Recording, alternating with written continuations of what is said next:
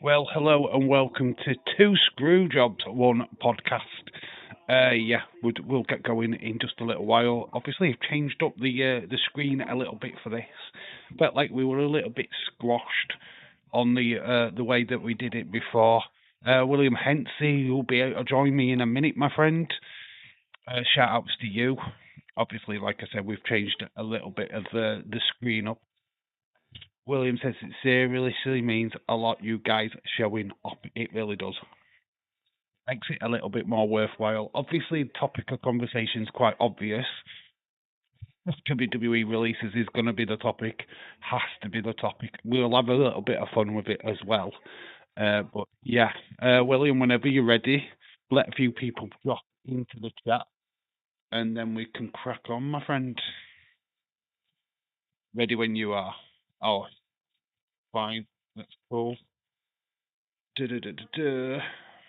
I've got a few of the names written down here for the releases, so good, good, good. Let's get a few more people in. So people in the chat, please say hi. Dylan, hello, shout out to you. How you doing, Shakeem? 23. Do you like the thumbnail? I wanted to be very creative. I wasn't sure that they would choose Vince McMahon though as the guy what was doing the sacking, but hey ho, that was not planned by me. That was totally AI generated, and I thought they did a fantastic job, so it became the new thumbnail. So looks so good. Obviously, I've been out today, done a bit, not toy hunting. There's some shorts coming up on the channel in the next couple of days. The toy hunt video, which has just got up on the channel today, that was very much an unexpected toy hunt video. I wasn't planning on filming on Friday, and the opportunity came to film in a new place. So I took it with gusto. Hopefully people have enjoyed that. And William, if you are ready, my friend, let's do it. Let's do this. And then people can just join us. I'll intervene as they pop into the chat and we'll say hello to them. We need to just find something to just have on as background noise, as we do. Clash of Champions will do. That'll do. Right, I'm just going to get my headset on, and we'll get William called. Boom. Are you ready to go? Video call. Ding. I will just enlarge that.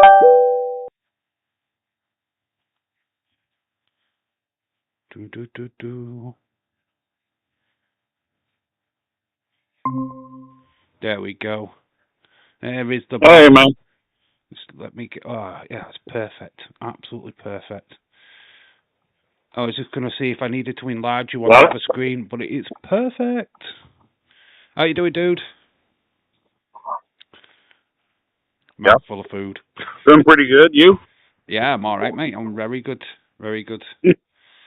Ready to go. So, what you been up to this weekend? How was the alcoholic beverages yesterday? And are you fine this morning? well, yeah, I'm good. I'm good. It was just, it just kind of happened, and it was just like today sucks. It's stormy. It was bad. So it's like, oh well, you know, kind of one of those things. It's boring. Can't really do anything because it's the storms and it's raining, and so it's like, well, do what's got to be done, and then it's like, hey, how you doing? Hey, how you doing? Hey, yeah, let's just, do absolutely nothing and get drunk and be complete losers. That's kind of like how it goes. There's nothing loser about you, my friend. There's nothing loserish about you, my friend. Let's put it that way. Stephen, hello. Shout out to you, dude. Nah, getting drunk's the best thing about life, isn't it? You work all week, get to the weekend, have a couple of brewskis. Boom. Yeah, but it was so funny because we went our separate ways. It started out being like, hey, cool. Then we went our separate ways and just kind of went off and done our own shit. That ended up, just laying in bed all night. That's kind of like how it worked. It worked out. Hey, mate, some of the best nights end up with separation. Yeah, it was great. It's like, I don't know what I was doing rolling around in the field, but I was like, I had things to do, so I did it half-assed. I fucked it all up, by the way. I got it all taken care of this morning, but yeah, it was bad. You know, when you're inebriated and you think that you're really doing, your work is top tier and you're getting shit done, but in reality, you're just doing circles and digging mud holes, and it just didn't make any sense. But I mean, hello, Patrick.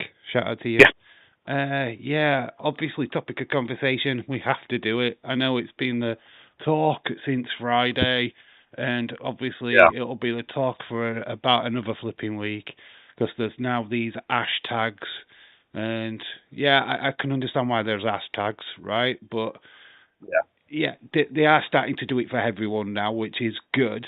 I didn't like it when it was just like, yeah, here's one person who we're gonna back, sod the rest. Well, that's like I didn't to do that. Yeah, I haven't went along. I don't go along with the hashtags because I mean, if I was going to, it'd be the Wyatt Six, but that's just because I like the storyline. Well, I like the Fiend, not necessarily bringing all. I mean, I did want all the puppets, but they didn't do anything with the Fun House. They just left all that alone, and I don't know. There's tons of things they should have and could have done, but nobody wanted it. Yeah, it's quite clear to see they just dropped the ball massively with the Wyatt Six. Yeah. It looked like it was half-hearted. It's like, yeah, you can do it because it's a tribute to Bray, but we don't really want to do anything with you. Nick Khan has publicly said that he had nothing for them. He didn't give a shit about them. He was just yeah, Triple H, this is your idea. I'll tell you now, I'm not invested in them. So the less TV time they get is better for me. So, you know what I mean? I think Triple H was fighting their cause, but hitting against a brick wall completely. So yeah.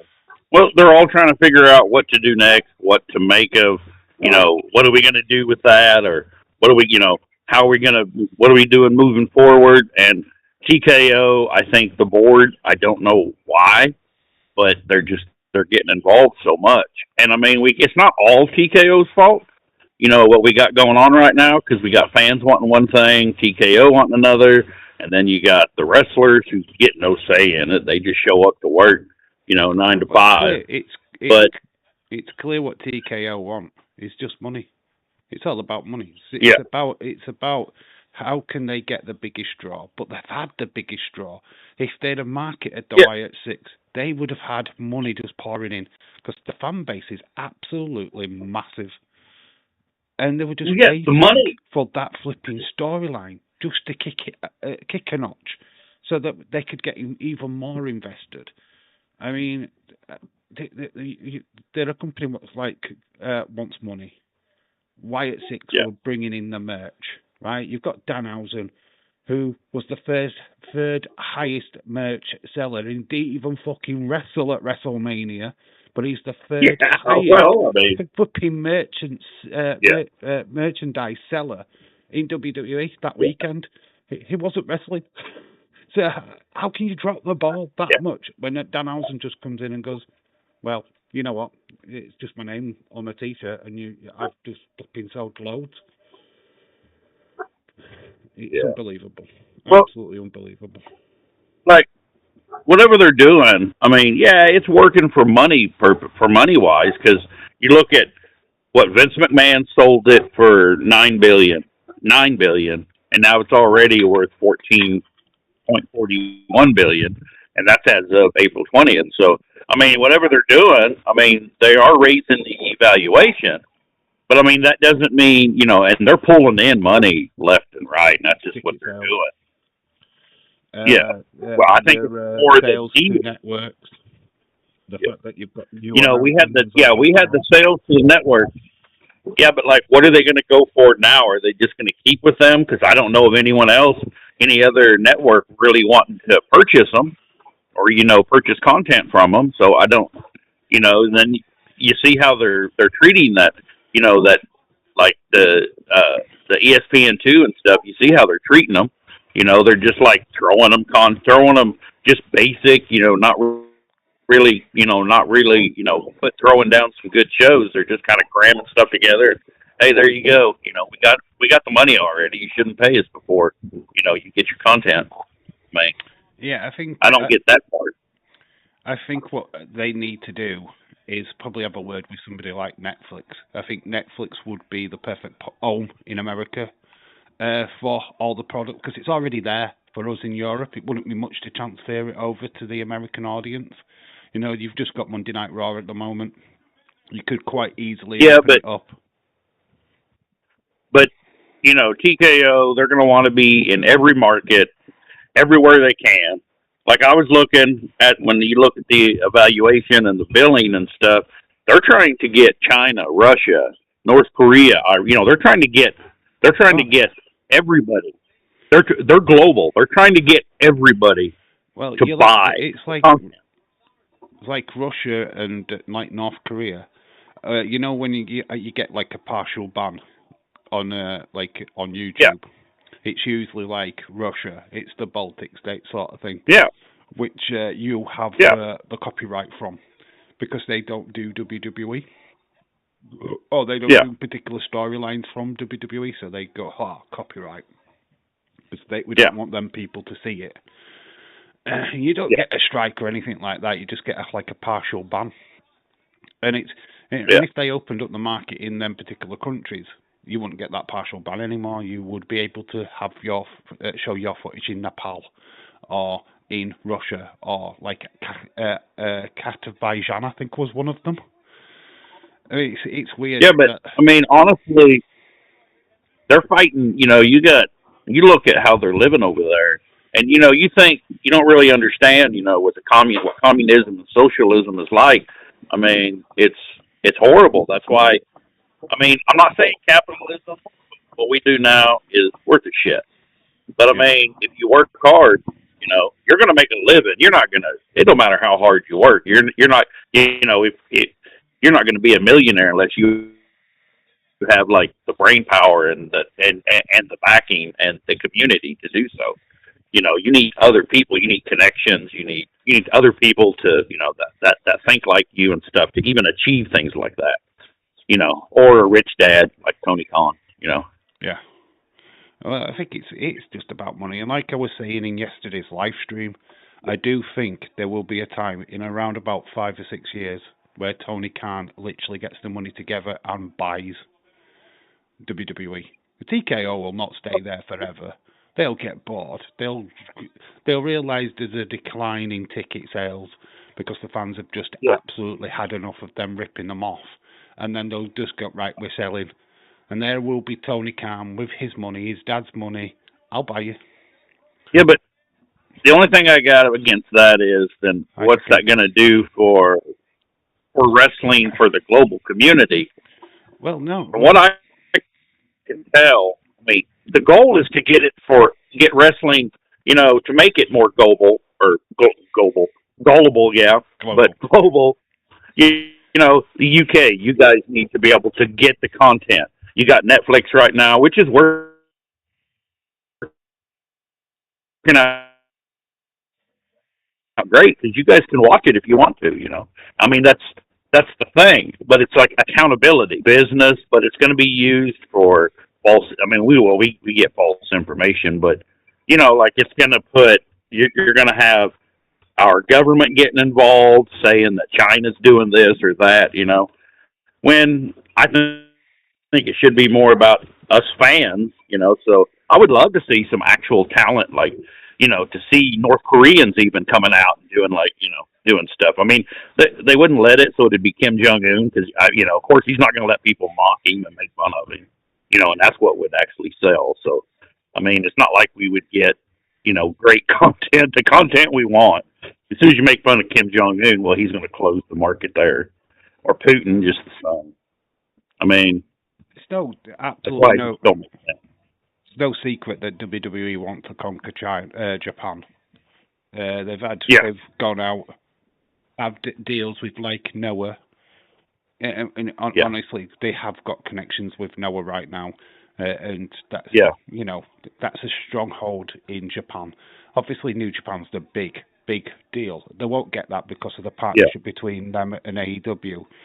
Yeah. So going for Noah, which is like the second biggest Yeah. promotion in Japan, this kind of makes all the sense. But there were all that talk about like doing Japan, NXT Japan. Obviously, there still was talk about Yeah. Europe, NXT Europe, which has never got off the ground.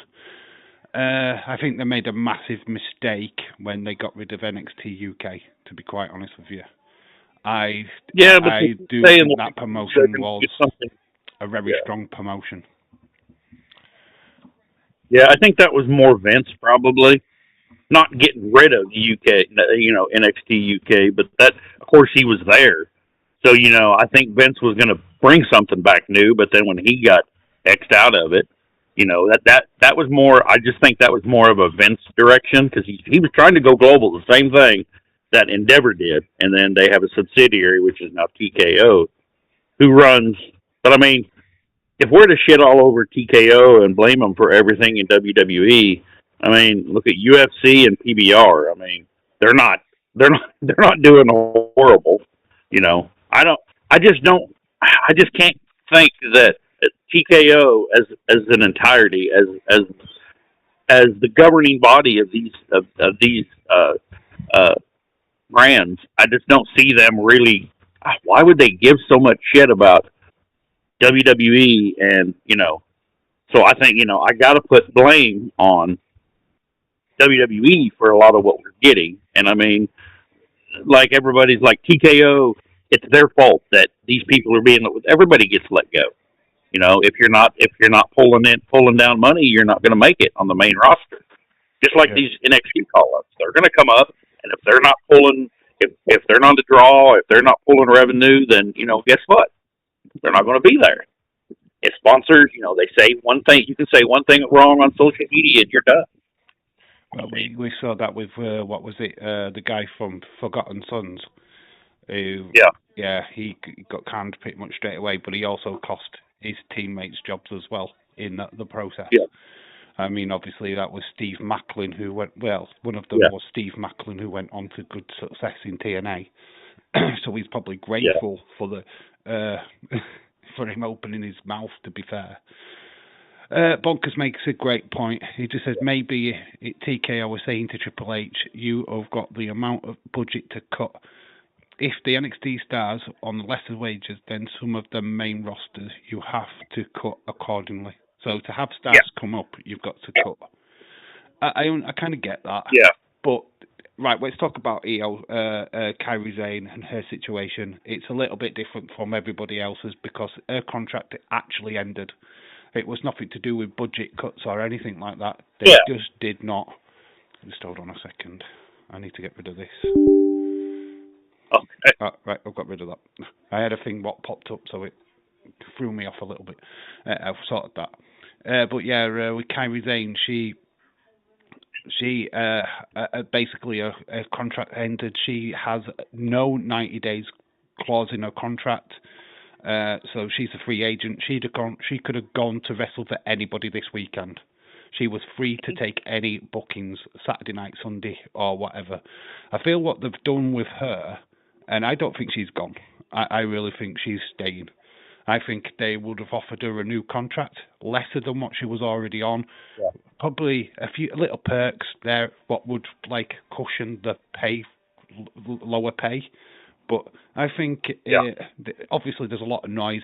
The hashtag We Want Kyrie. I'm sure WWE all know about this, and I do think they would have offered a contract to Kairi Sane and gone, look, this is the new deal. You can either be a free agent, go out there and get better money if you can with AEW, or you can sign this new contract. We'll put the news out that you've been released, so that you've got time. If you want, you can do what you want. But I do think she's genuinely been offered a contract. I cannot imagine the situation where they've gone, oh, Kairi Sane's contract's coming up. Oh, fuck her, we're not interested. I fucking very much doubt that's been the conversation. Well, you got to look at her herself. I mean, what's because remember when she first left, she left and was going back to Japan and being with family and stuff. And then they fight and they end up getting her back in. She shows back up in WWE. So, maybe, with the way her contract's drawn up and she don't have a clause, then, she's here when she wants to be. So how much of that is her herself wanting to go back, to finish out her career, be around, there's lots of emotional things.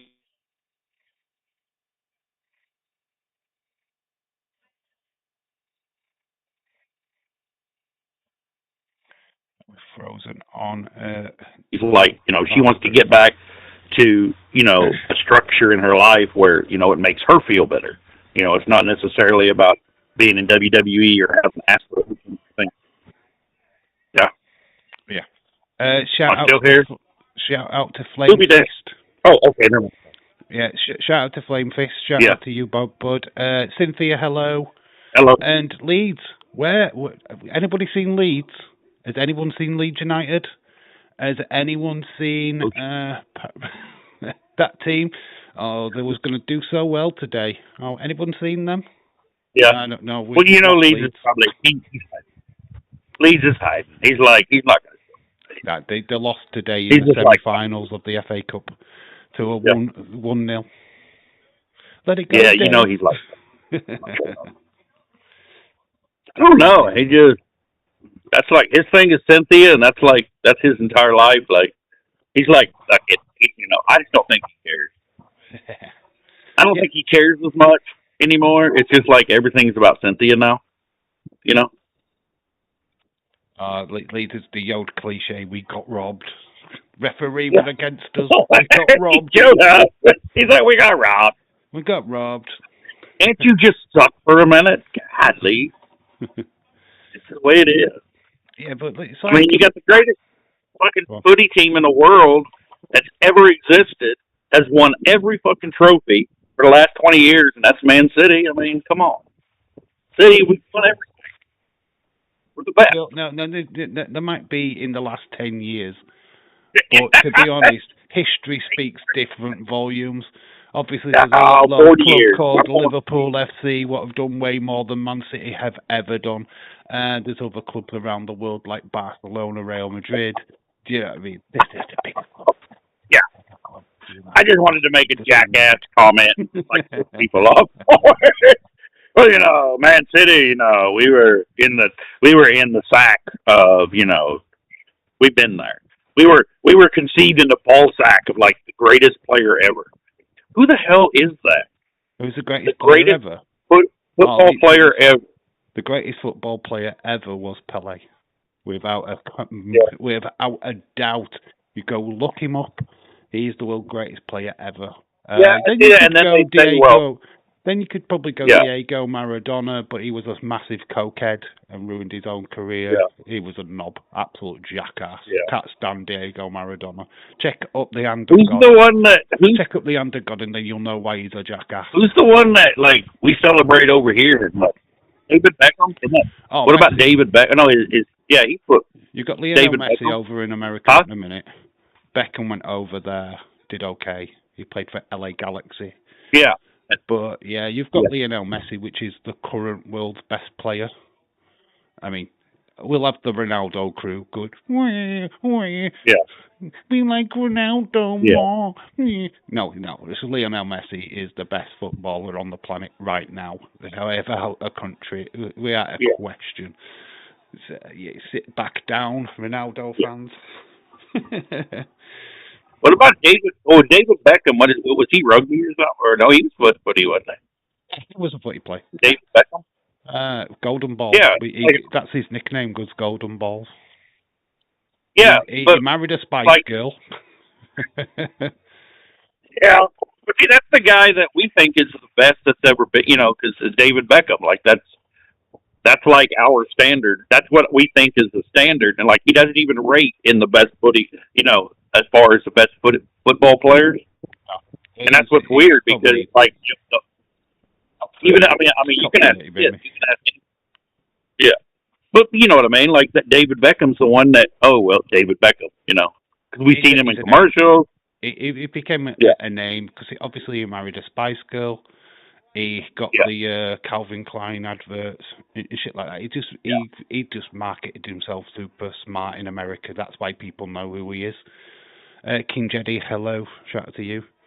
Freddie Adu is the greatest football player ever. Lol. Yeah, no, never. I thought it was Fred from fucking Man United. I was like, I thought he was the best player. What, Fred? You know, you remember Sam? That's what she always said. So I was like, oh, I went with that. No, they were winding you up because that was Fred on the bench. No, I know. McFred was McTominay, who's better away from Manchester United than he ever was at Manchester United. Oh, mate, you get me talking about football. Yes. Anyway, I know we're supposed to talk about wrestling, but man, it's like, yeah. Yeah, we can get back to it. I'm just saying, you know. I know. Yeah. It's cool. It's cool. We've got an engaged. Releases are all shit. Like, no one likes they like it. But they're negative ones. Best football player ever was Bruce Lee. Yeah, I remember Bruce Lee in that World Cup final when he karate kicked the goalkeeper into the back of the goal. Oh my God, it was so sick.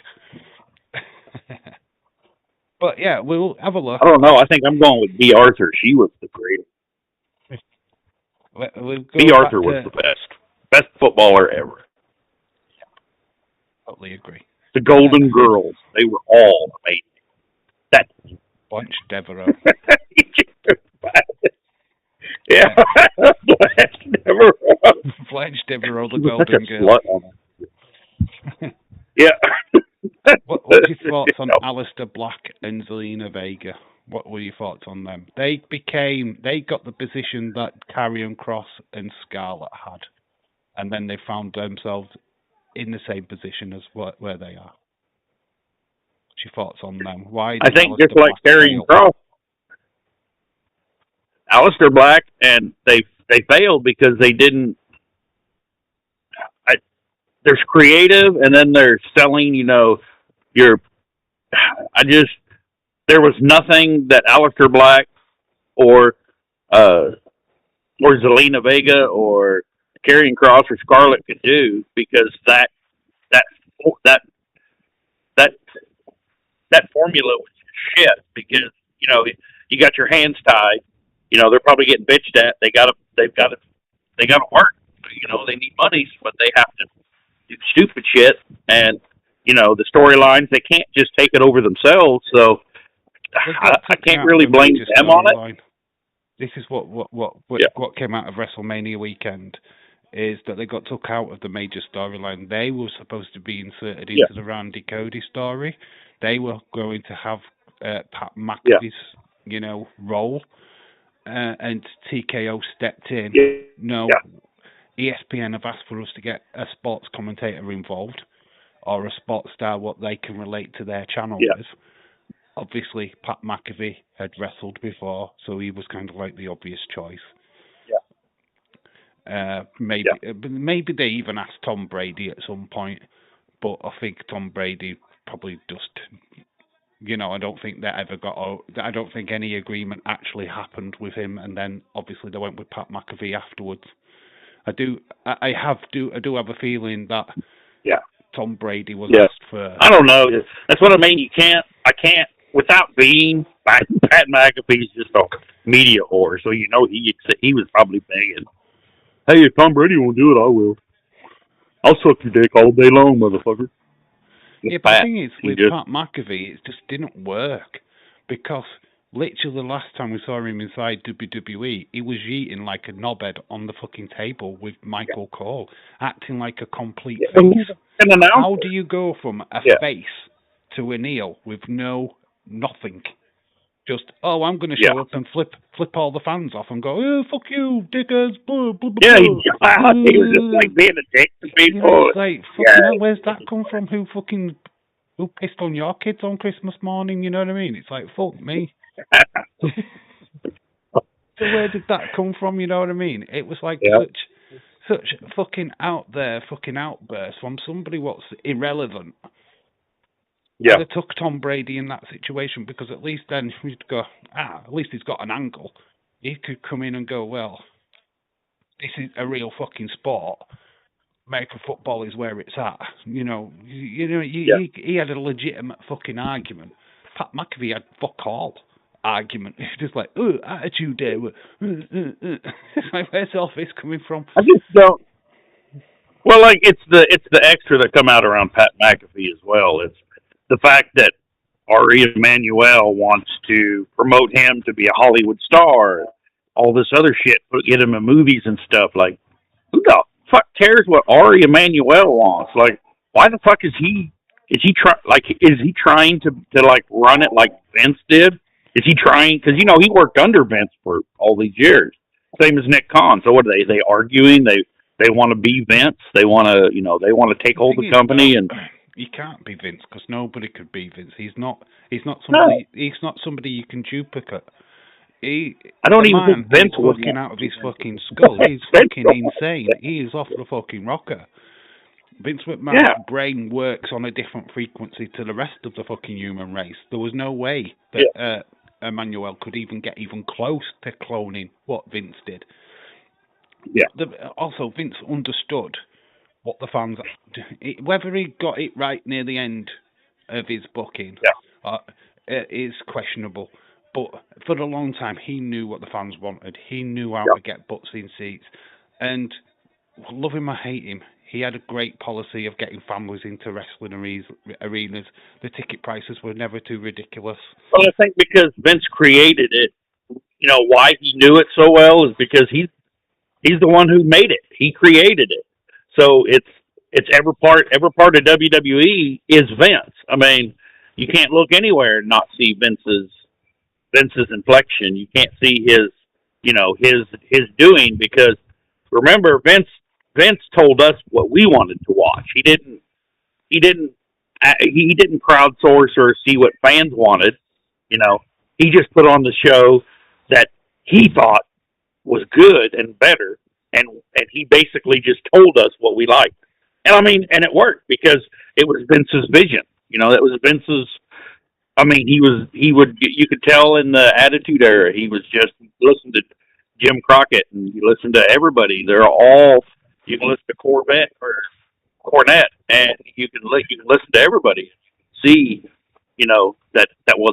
it's his. I mean, because he would go off the handle and just fucking come out with some stupid shit, and you could be shooting him a good fucking storyline and it wouldn't matter because he wants Baby Blue to fucking get on her knees and tell fucking some jackass that he's like the greatest person ever, and it just. Yeah, but when the character Mr. McMahon, obviously what we saw on the screen was very much elevated. It was very exaggerated, but. Now that everything what's happened in recent times, you kind of think how much of that was, there's grey areas now where you think, well, maybe he was a little bit like that. You know what I mean? It's like you've now got that seed of doubt on Vince. But I think honestly, with Vince leaving, the biggest loss to WWE, and I think that's really what we're seeing today. Vince was big about it's a family. We're in this together. So when you put such and such over, that's your brother or your sister. You're not just jobbing out to somebody. You're putting someone over. So that had value. And with that atmosphere, you hear wrestlers right now saying, "Well, there's no family atmosphere. We do our work. We show up."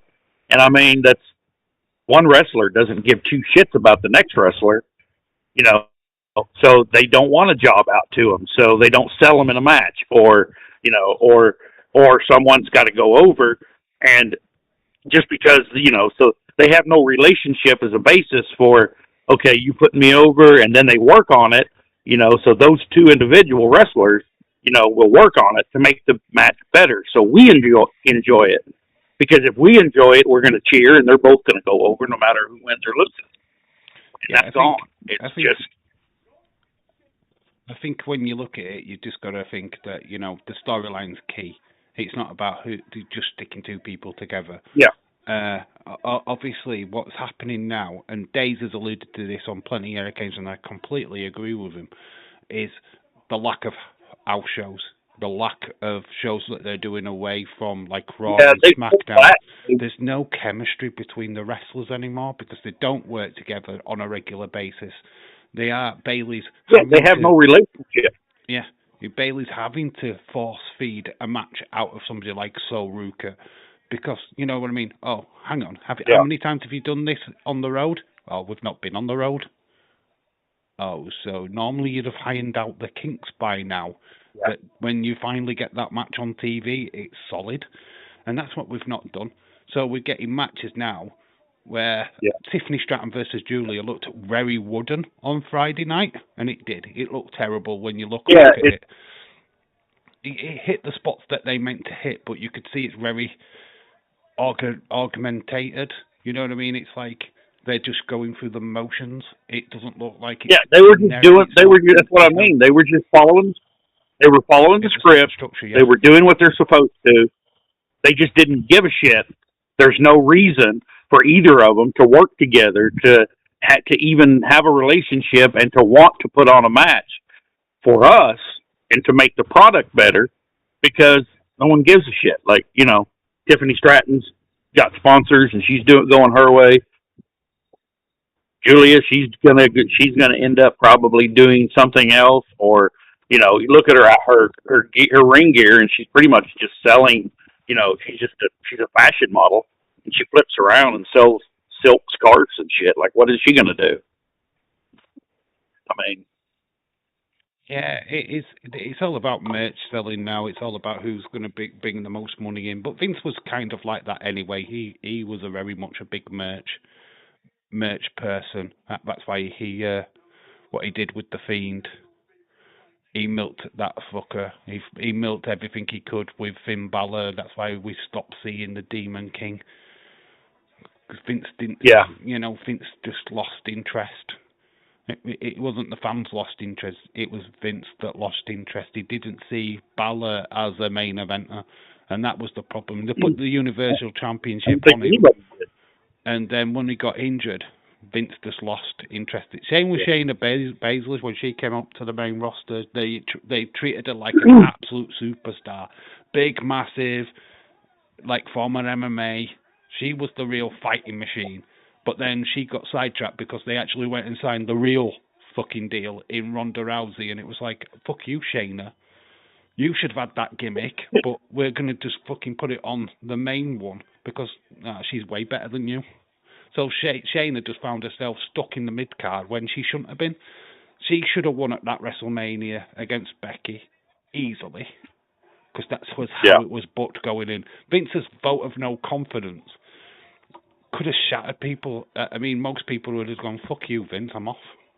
This will be my last match for your company because if you've got no faith in me now, you'll never put my title on me. And they didn't. Shayna Baszler, for some fucking mad reason, never held a major championship on the main roster, which is insane.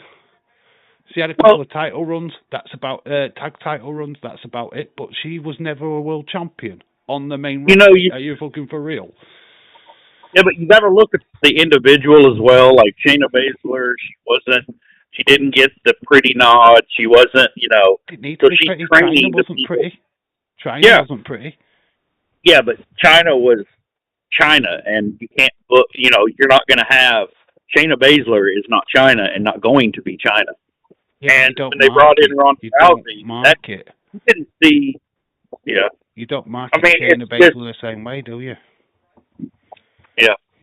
There's a difference.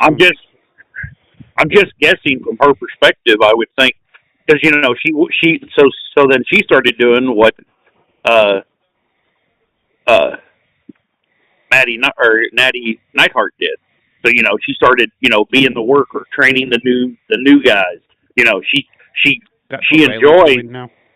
Yeah, and that's what Bailey's doing now. So Yeah, they that's what enjoy. Bayley's doing. They get People to are a point saying in their now careers, Bayley's and now getting they want. married, blah blah blah. She's working with the new kids. Yeah, and that's the same thing. Like Age and that's what they're doing, and they're enjoying themselves. They're able to give back, and they're still making a paycheck. They're just out of the main storylines. They still get inserted in, or they brought in to job out to somebody, but that's So they're going towards, and there's nothing wrong with it. I mean, that's amazing. That shows that they actually care, and that's like with Shayna Baszler. I just hate, like that she got so much shit, just like Mickey James for being fat, being ugly, not being pretty. Everybody called her a man. I mean, just like with Charlotte Flair. That stuff is that. So you just don't want to be in that spotlight because that's what you end up getting. But Natty got a shitty storyline. She got that she pissed herself in the ring. Didn't they do something when she was they were going to give her. They give her a really bad fucking gimmick where she would have to run out of a match because she'd like farted or pissed herself or shit herself. Yeah. And stuff like that. They did give her that gimmick. And it's like, what the fuck, Vince? You're just burying somebody for the sake. Well, that's because, Natalya did not want to do that. But, when you're going to a wrestler and you're like, but see, Vince, you got to think, though, when you're a yes man and when you're telling them, when you will do any gimmick, you just don't care. You'll go out there and you'll try to make it work. You're a worker. Well, like here, Natalie, she talks about her night part, Natalie night part. And she hated it. But she went and told Vince, all right, I'll make it work. And then eventually it was just dropped.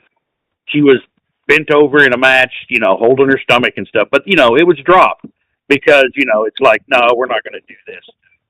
Natalie, she's a good worker. Yeah, but I mean, isn't it same with Darren Drozoff? Droz. He obviously he could puke on demand. Vince saw that as a marketable thing. I mean, we're talking about 1998 here. The Beyond the Mat video, and he's like, he can puke. He's gonna puke. And you know what I mean? Vince saw that as a marketing ploy. I don't know how you see that as a marketing ploy, but Vince's mind, we could sell dolls, what puke. No, Vince, why would you do? I don't want to buy an action figure that pukes. What the fuck? It's like ultimate sweat figures. What they? I mean, it was like Bray Wyatt. Yeah.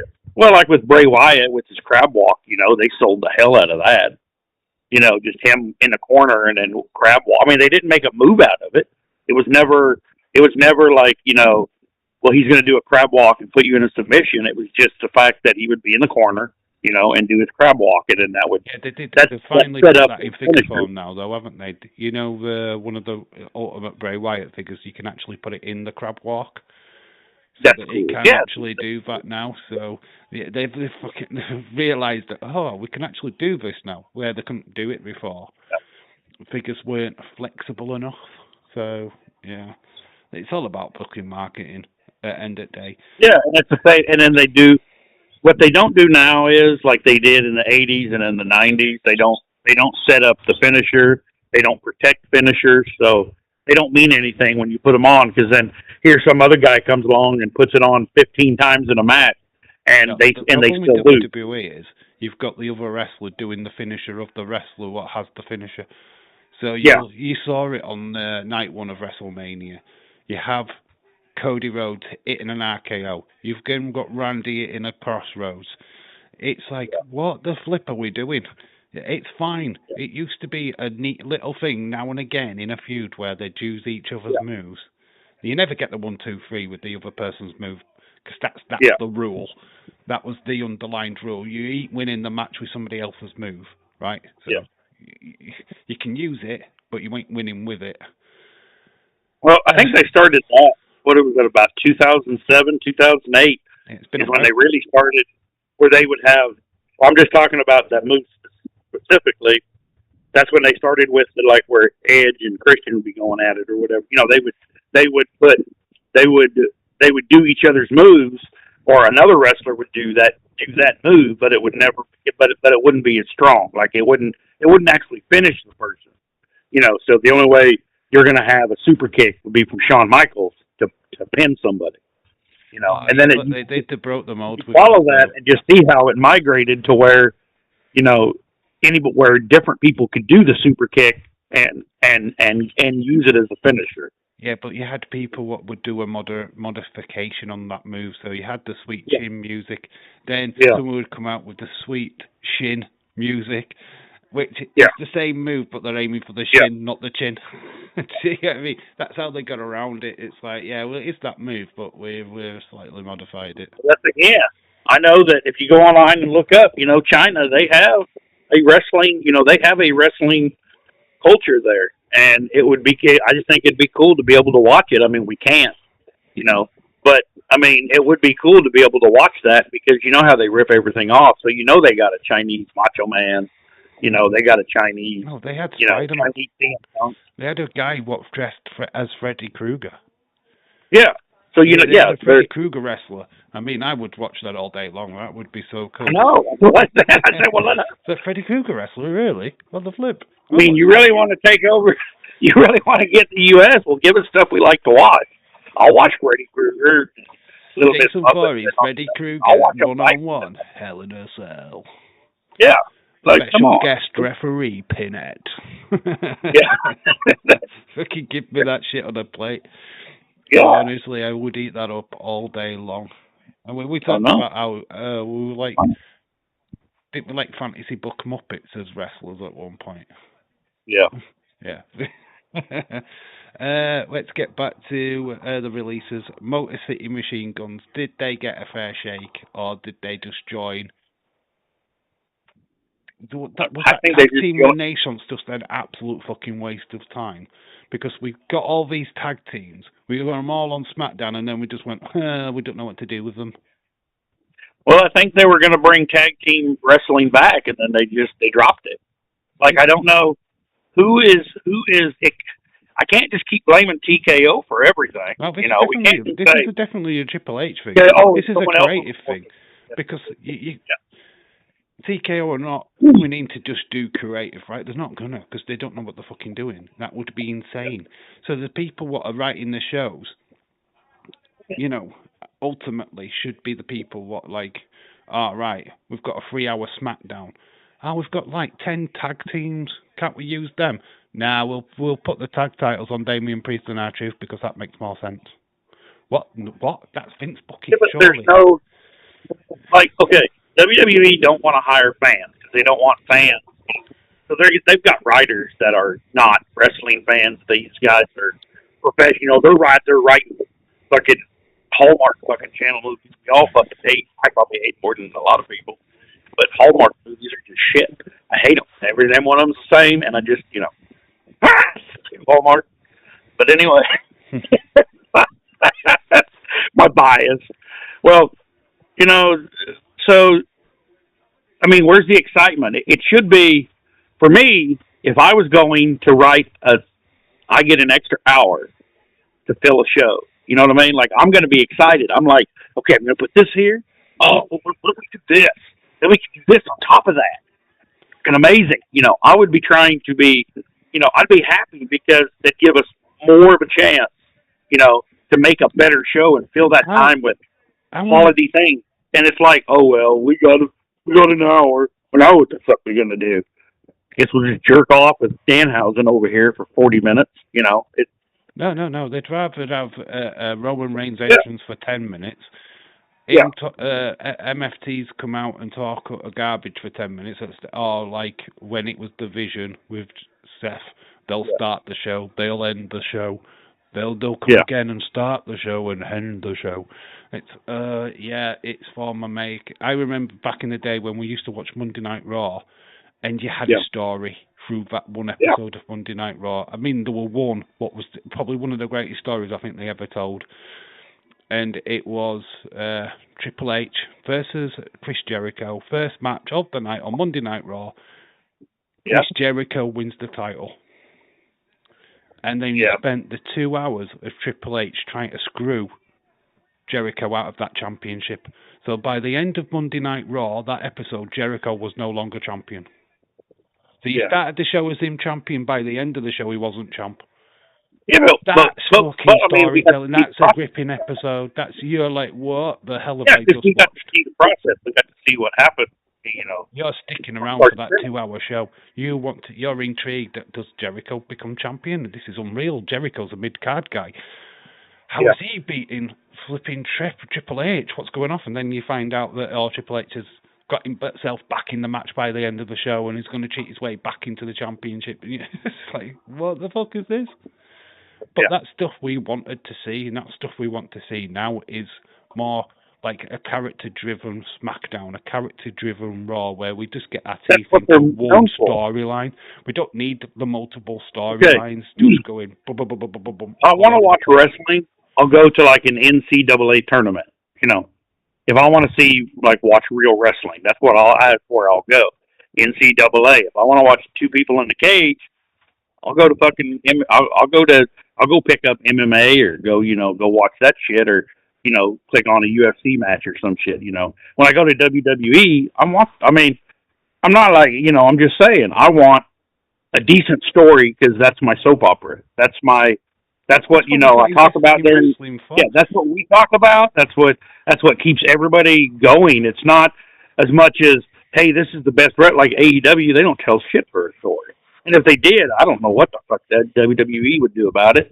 Because if they started telling the story and, even just short story, okay, well, this is this, and showing us the entire process of why this person got to here, and not making it, not overloading it with everything, but, the reason why we called the 90s, called the 90s the golden age is because that's when storylines were storylines. Yeah.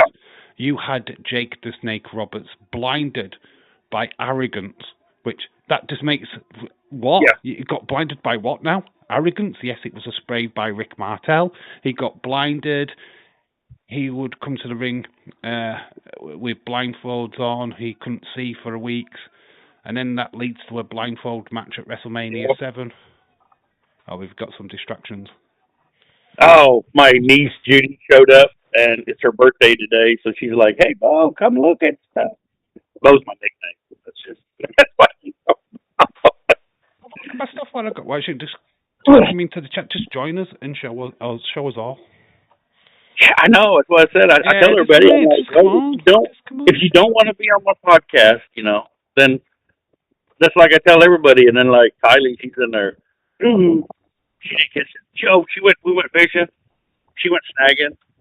She caught 3 shad, and I mean these fish are they're tiny. Yeah, they're like fish that other fish eat. And she was so mad. And I was just laughing. I was just sitting there. Just me, Kylie, and her sister Kaylee. And they were just sitting there. It was just the 3 of us. And she was just sitting there not catching. And it was funny. I mean, I could have caught fish. And I'm sitting there. And then she's like, I need a hook. She got snagged. And that was 30 minutes of her just trying to unsnag. Flame Fist just says, William, your niece, happy birthday. William's niece, happy birthday. So there you go. Yeah, but see, I'll try to get her to come over here. I'll try to get her to come over here and say hi, so y'all can say happy. It's like, hey, it's my birthday, and I'm like, well, then come on stream because nobody else knows what you're. We're like, what? Yeah, what? Happy birthday, whoever that is. Yeah. Now she'll come over here in a minute. And she'll be like, hey, Bo, look what I got. She'll be bragging about what she got. Or she wants me to do something. I'm not sure which. Probably pick up the scary stuff. But yeah, it's birthday. There's only one person out of these releases what I think have taken this proper well. And that was Alba Fire. I loved her tweet. Well, Kaylee Ray, she'd batter Alba Fire. Yeah. I just thought that was just that's what you need. That's out or handle it, you know what I mean? Well, Kaylee but I mean, Ray, how far the person I am outside of WWE will batter the shit out of my old character. That's perfectly fine. You've just sold yourself. You're like $1 million bucks now, love. Yeah. And I mean, I think a promotion would be idiots if they don't sign her up. AEW should snap her up instantly. That should be the first thing they do. Right, Kaylee Ray, let's get her in. Yeah. She is a talent. I thought they did really well with Ruby Wyatt when she got canned by WWE. I thought when they turned her into Ruby Soho, I thought they did fantastic with her. Unfortunately, it was at the time when they had Dark, so she just found herself on that YouTube channel more than she did on the main show. Yeah. That's the only problem. For me, you do run that risk. My overlying like it's just over everything is because of the way SmackDown's been the last 3 weeks. You know, I can't help but think, okay, well, we knew everybody's heads are going to roll because SmackDown is so terrible, and I don't want to, more to get released. I don't want more to get released. What? I don't want more getting released. But I'm thinking, I just hope it's not these people were let go because of SmackDown being so bad that it's actually like a company wide, I don't think that release. was an issue. I don't think Wyatt Six That's were where the it's reason going why to get. SmackDown was bad. Yeah, I felt like the Wyatt Six were the reason because we didn't use Wyatt Six is why SmackDown was bad. I mean, I still can't get my head around how Nikki Cross never had a match under the new guys. I could never get my head why you had Talatonga and Eric Rowan, how they didn't have a match. It was just like we built your feud building with the Wyatts and the MFTs. Oh, sorry. Go ahead. you're building with them. You were supposed to be building this massive feud, but all they did was 4-man tag, 6-man tag. It's like, what about you do tag matches? What about singles matches? Why are you not utilizing the fact that you've got fucking 5 on one team, 6 on another? How are you not utilizing? Oh, that could cover a full hour of SmackDown. That could. Yeah. 2 matches from this feud on SmackDown, and that could happen for about a month. We've got content for a month. Oh my gosh! Yeah. Wow! And then they could do a big payoff match at WrestleMania where it would be the an 8-man tag, and it'd be huge because we fucking spent time building the fucker rather than rushing it. That's the problem. Is that you sat on fucking gold, and you just decide to go. Now let's do it straight away. The feud between them, we could do it straight away. They'll have an 8-man tag straight away. Then we'll have MFTs go over. Build it up so the Wyatts, have something to fight for. Then we'll nick the lantern because that made sense. Because they draw their power from that lantern. Because everyone knows that Bray's ashes are in the lantern. Well, because that got told to us from day one. What I mean? It was just balderdash. It was like literally we were just trying to chuck stuff at it to keep it going without actually giving a fuck about it, and that was the problem. If they'd have done it correctly by just doing the matches, we'd have been in a little bit different place by now. I think the Wyatts would have probably still been on TV. We wouldn't have probably got rid of them. Yeah, I don't know, man. It winds me up that we had the potential, but here we are. We didn't use them, and I don't think people should be surprised, to be quite honest with you, because if WWE weren't and creative weren't going to use them, then this is the best thing for them. There's no point in having these 4-5 people in catering doing fuck all because they had nothing else for them. Just besmirching Bray's name just to keep them around. That's not how it works. If you're not going to fucking give them shine the spotlight on them, then get them off TV completely. Just get rid. Bo Dallas is never. I think Bo Dallas, you'll not see him again in a wrestling ring. I think he goes back to his farm. He only came back to WWE to pay tribute to his brother. Yeah, Nikki Cross, she'll be around. She'll get somewhere. Nikki Cross will do the independent scene. She'll probably do Hog, where Charlie, former Dakota Kai, and Shotzi are. She'll go there. Where's her husband, Killian? Where's her husband, Killian Dane? Like, I imagine she'd go with him and they would work. Yeah. Sure. So they could spend more time together. I mean, I'm just guessing. He's at MLW, is it? Killian Dane? Yeah. So I would look for her, because then that way they could spend more time together. They could travel, I mean, I don't know. That would just be my guess. She would go to where he is, because she's got a name. She's going to pull more money. So she's going to pull more money on MLW. I mean, this is the thing, right? When we talk about where these people should go, we kind of just forget that, you know what I mean? It's not TNA. I've got an affiliation with WWE, so technically, if you sign for TNA, you're still signing for WWE. So you're still a chance of getting back on WWE TV, right? Well, So, that's what I mean. That's what I mean. Like if they go to TNA, TNA, but you're getting back on WWE TV because if they do an angle and it goes, well, we've got so and so. He's worked on your TV show before. Your audience know who she is. And I go, well, okay, we'll use that person then. Yeah, I mean, because they've got that affiliation with WWE anyway. There's a good chance that they'll find themselves back in WWE at some point. Okay, that's like you look at here, like Kari saying, you know, where's she going to go? Well, more than likely, where would she go? Stardom. She's either got AEW. Yeah, but or Stardom. Stardom's well, probably the place.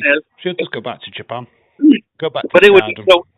But it would be interesting for her particularly because former, WWE, she kind of knows, she's got contacts, she's got people that like her, she's got a name. So wouldn't she go, so what if she went to the company in Japan that, that is what if she went there, so they would have a name, a WWE girl or guy in their organization. And then that kind of brings them, so they can bring them in, so they can bring them on. So then you can bring Kari Sane back later, and say, well, now she's a different wrestling organization, and she could be in a group that shows up. You know what I mean? Like they can do any of that stuff, to be honest. Yeah. Flame Fist just says that, Dave, instead of having them in catering, just make names for themselves elsewhere. Well, yeah, I think Dexter will probably go back to TNA. Sam Shaw, he made his fucking name there, so that would make sense.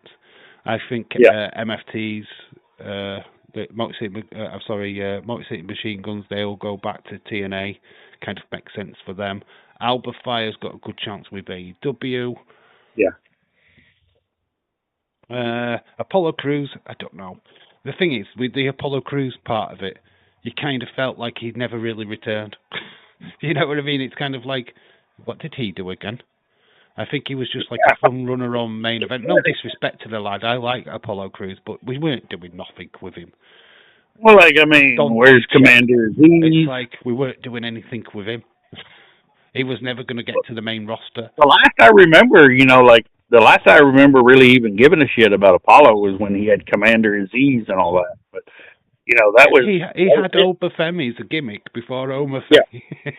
Yeah. the guy, the Nigerian prince. I know. He's not even fucking Nigerian. It was kind of like, what the fuck are you doing? Oba Femi's like literally on the rock. He was in NXT. Yeah. Nigerian. Isn't he the Nigerian Prince WWE? Wouldn't it be better putting it on him? Yeah, oh man, it was just... Yeah, I mean, when they kept doing that with the Nigerian stuff, it was like, what the fuck are you playing at? Aziz, I think he's Polish. Is the guy what played Aziz. And, you know what I mean? He was terrible because they never found his role. He just kind of like, they could have done so much with him, but they just didn't know what to do with him. And I feel the same with some of them from NXT, like Jasper Troy or Kiana Carver. What do you do with them on the main roster? They're very, very similar people. There's not much difference in their character building. How do you make them stand out? And I think they're struggling. Personally, I think NXT is going to struggle now that you've took Ricky Saints, Ethan Page. Well, I think putting off that show. Putting Kiana Carver over Jasper Troy was kind of weird, just because Jasper Troy's so big, So they made Kiana Carver. I mean, he's big too, but they made him squash him in that in that match, and it just didn't. I mean, for me, I'm like, yeah, come on, man. The thing I know Kiana Carver, okay, but he didn't box him. Like he didn't like hit him in the face or bleed him or nothing. I mean, blade that shit, sell it, Not just where you hit a guy is that thick in the stomach and it's going to do that much damage. No. It's crazy. I think you've got too many cut and paste wrestlers down in NXT, especially in the men's division. I mean, the female Yeah, division is thriving. We know that. I don't need to talk about too much about that because we just got yeah. Kendall Gray. You've just took Fuck it up. three. You've We just don't took want to fuck three of it the up. fucking biggest We stars don't out want of to make it. NXT. Yeah. We don't Or want to even start whining Soruka. about developmental. Then they'll fuck that up, and we won't get to watch nothing. Then we're totally. I say, you look at the female side of NXT, you still got Kalani Jordan down there, you still got Lola Vice down there, you've got Thea Hale, what's still coming through.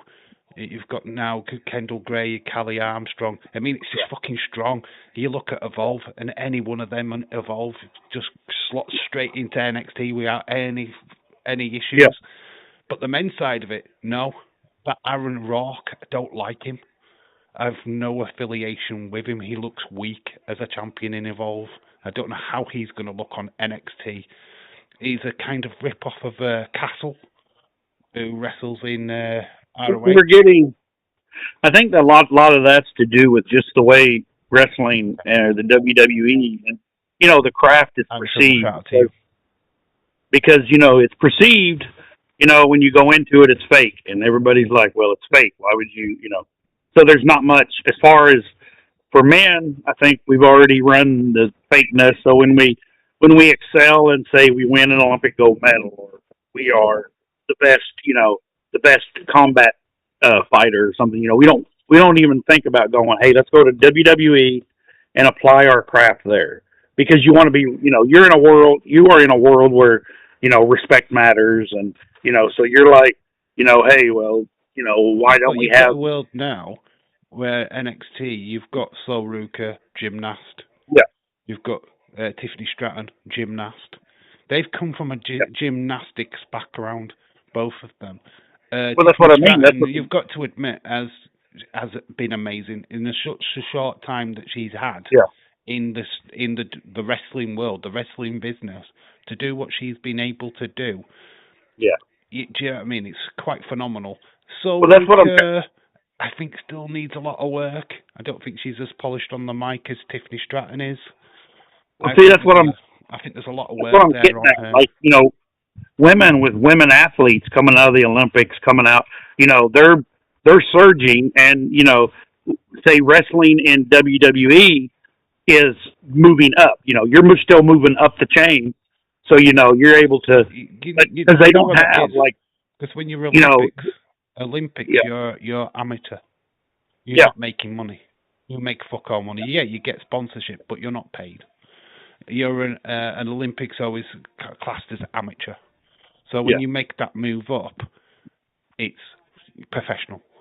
So they've gone from amateur people to professional people. It's same with the boxing at the Olympics.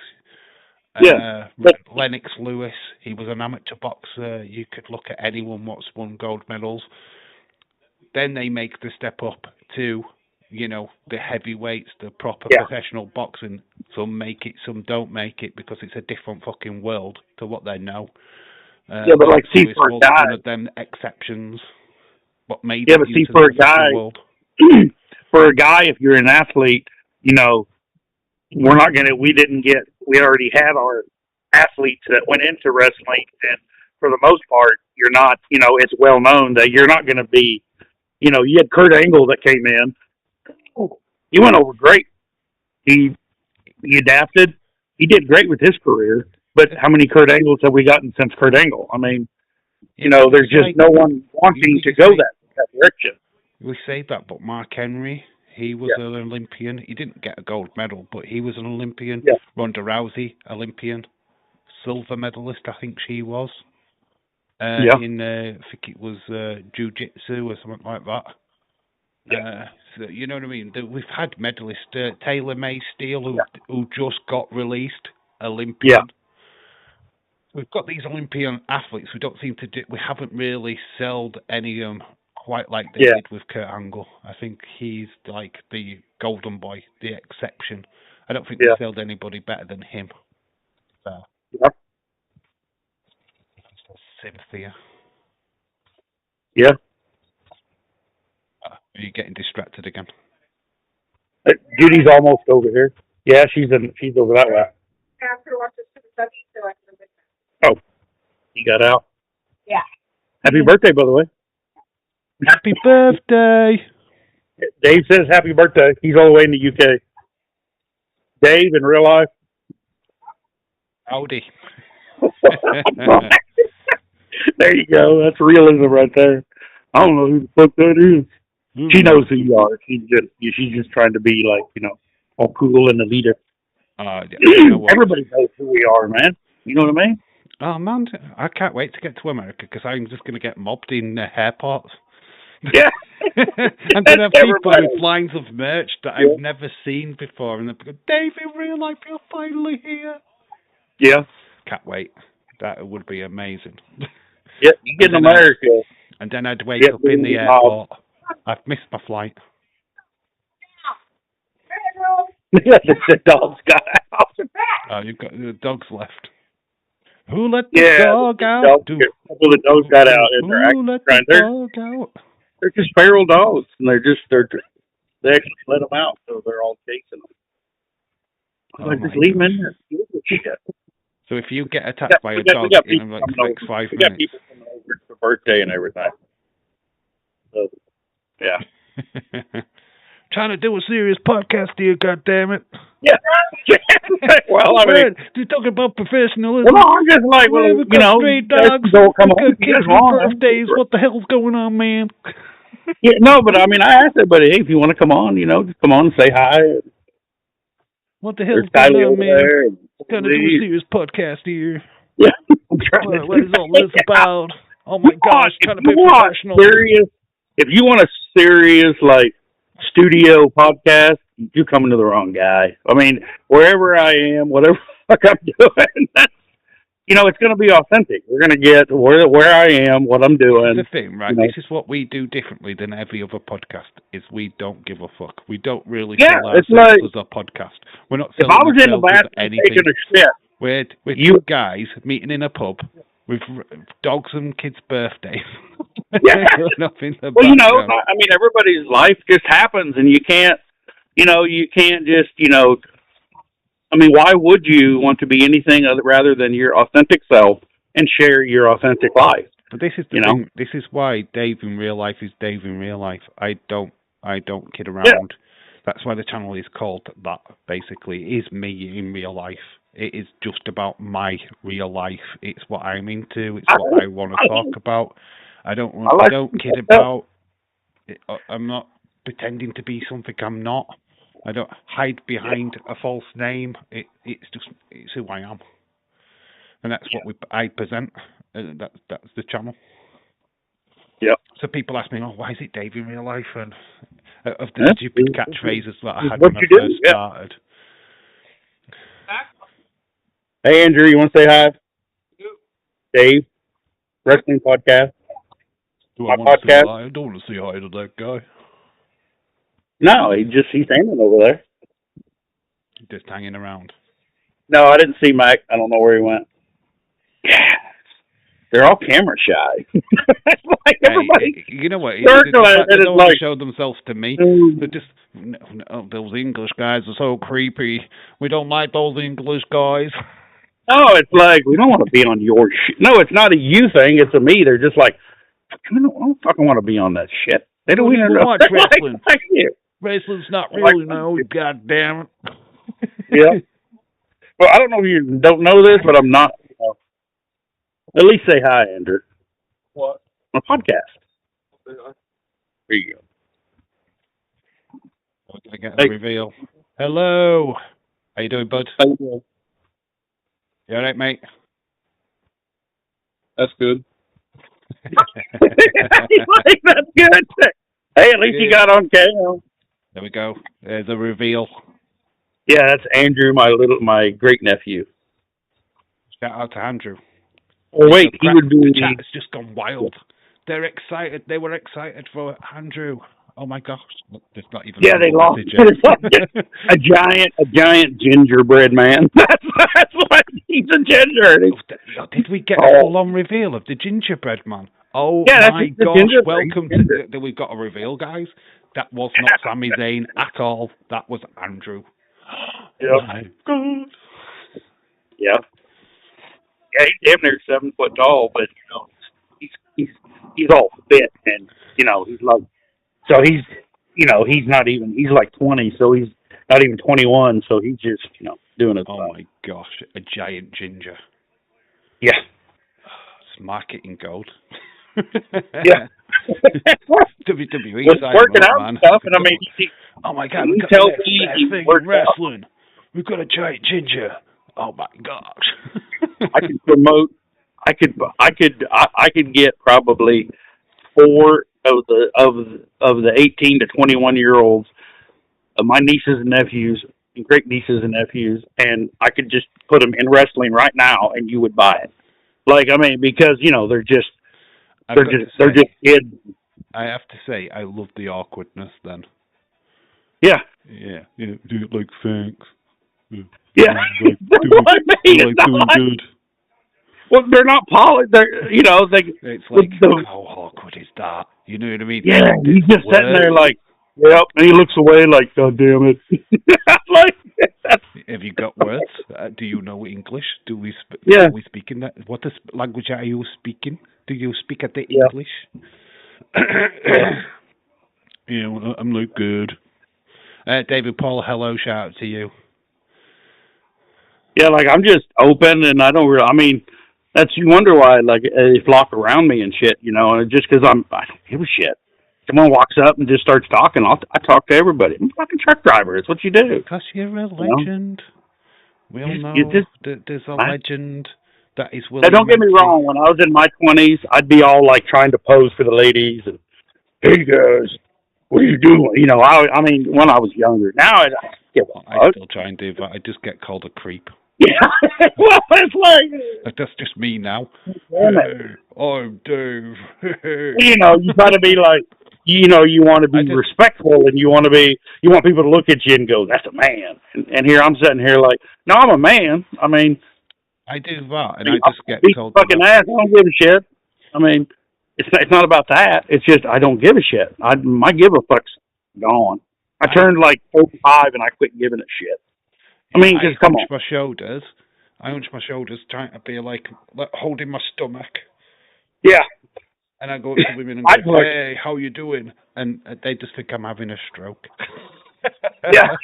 Just say, "You okay? Well, I mean, Are you fine?" I can hulk up and be like, I can all hulk up and act like a dumbass. And I'm just looking like I'm still just a fucking potato, and all I'm doing is just looking like I was put in the microwave. I mean, it didn't get nowhere.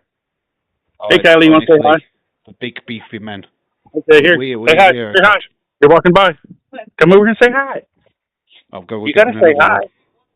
Okay, here's Kylie. Hey. Hello. Hiya. And she's off. Hi. There's Kylie. Yeah, it's like hello. Well, you know how it is. No one gives a shit that I exist over here. I mean, yeah, like people on this chat, they're like, yeah, it's William. Fuck yeah. Or they're like, fuck that guy. We hate him. But here it's like, yeah, we don't care. That's like, it's. I live a very humbling life. It's nice to see Kaylee again. Kylie, sorry. Yeah. Nice to see her again. Kaylee's around the back. They're looking for Kaylee and why? Are these two? Are they sisters? Yeah, Kaylee is her younger sister. Right. Kylie's the older one. She's going to her prom next week. Did they not She's going having a completely different name? They go through the alphabet.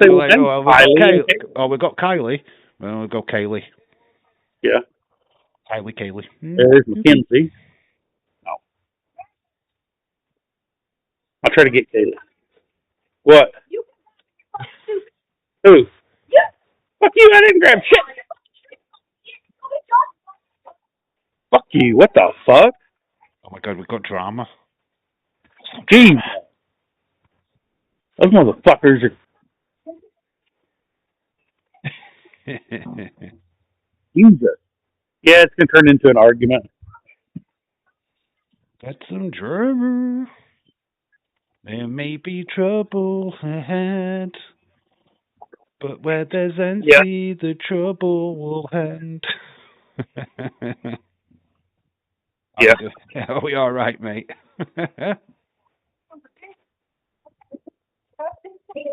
Yeah, they're just really having a nice time over there. All kicking off. All kicking off. Oh my gosh. Yeah.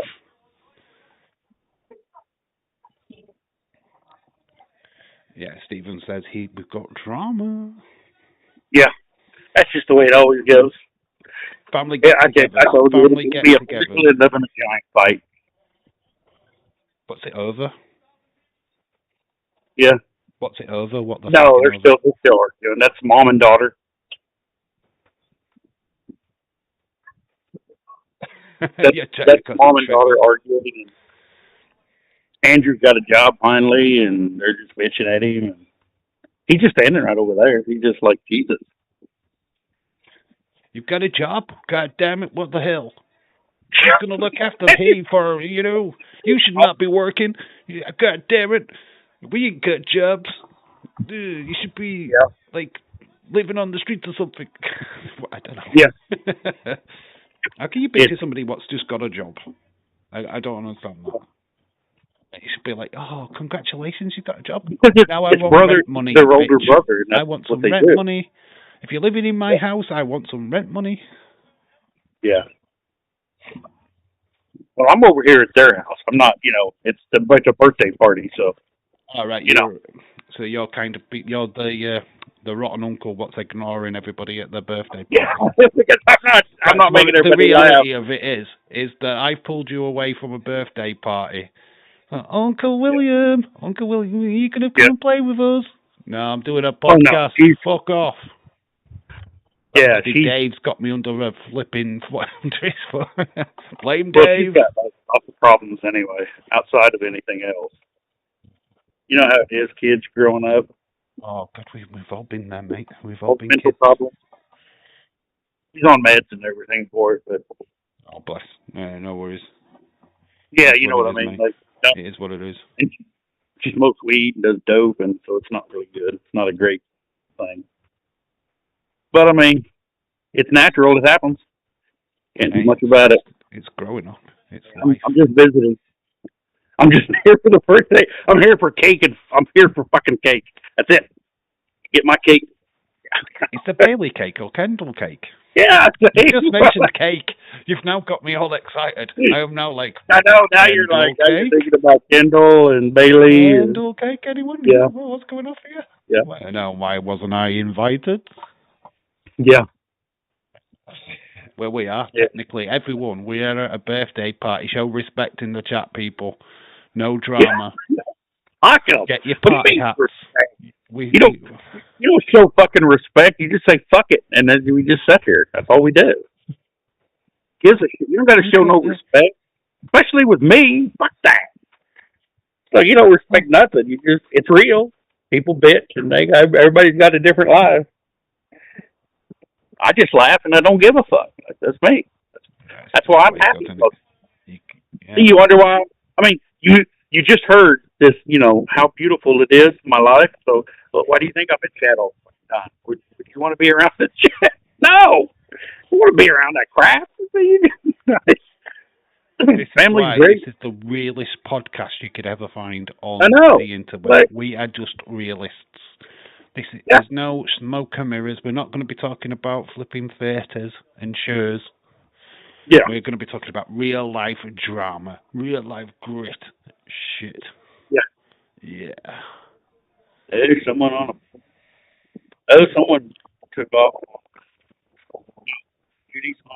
If it does end up in a fight, we need you to switch the camera around. You do realise that, right? If it does end up in fisticuffs, we need you to be the director and take us to them and show the fight. My sister Tina is in her car, chasing Judy, my niece, on a scooter because they just got in an argument. So then it's her birthday. So then they're chasing her down in a car, and she says, "Fuck that little brat! I'm getting the hell out of here." You know what I mean? Like, so they're just chasing her. It's just normal. That's what's going on.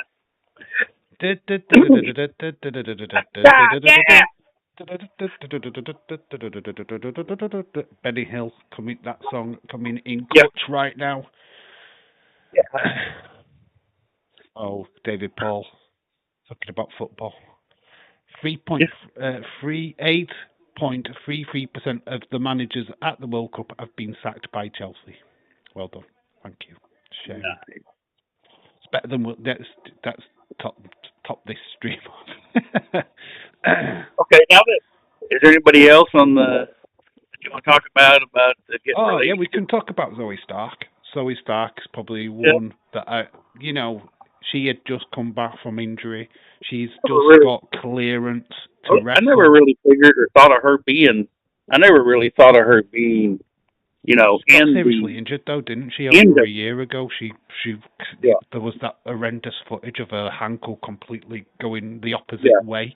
And she's been on WWE have paid for everything. They've paid for all the surgery. You know what? She has been treated like a fucking princess during this yeah. period of time. The moment she gets cleared, and then they go, "We're letting you go." What? But Yeah, you that know what I didn't mean? make She any has got sense. to be grateful to the fact that Yeah, WWE didn't just fucking throw her under a bus straight away, because they could have done. They've paid for all the medical. They've got her back on her feet. At least they've done the right thing by, you know, you can I now mean go and everybody gets wrestle. You can now treated. earn your craft elsewhere. We've got you back to that. We've helped I you on mean, your way. it's easy to see nobody gets treated the same. There's no one way to handle everybody's problems, or so I imagine WWE felt responsible, didn't want a workers' comp claim or any kind of charges filed. Didn't want anything like that. So I don't. I'm just guessing.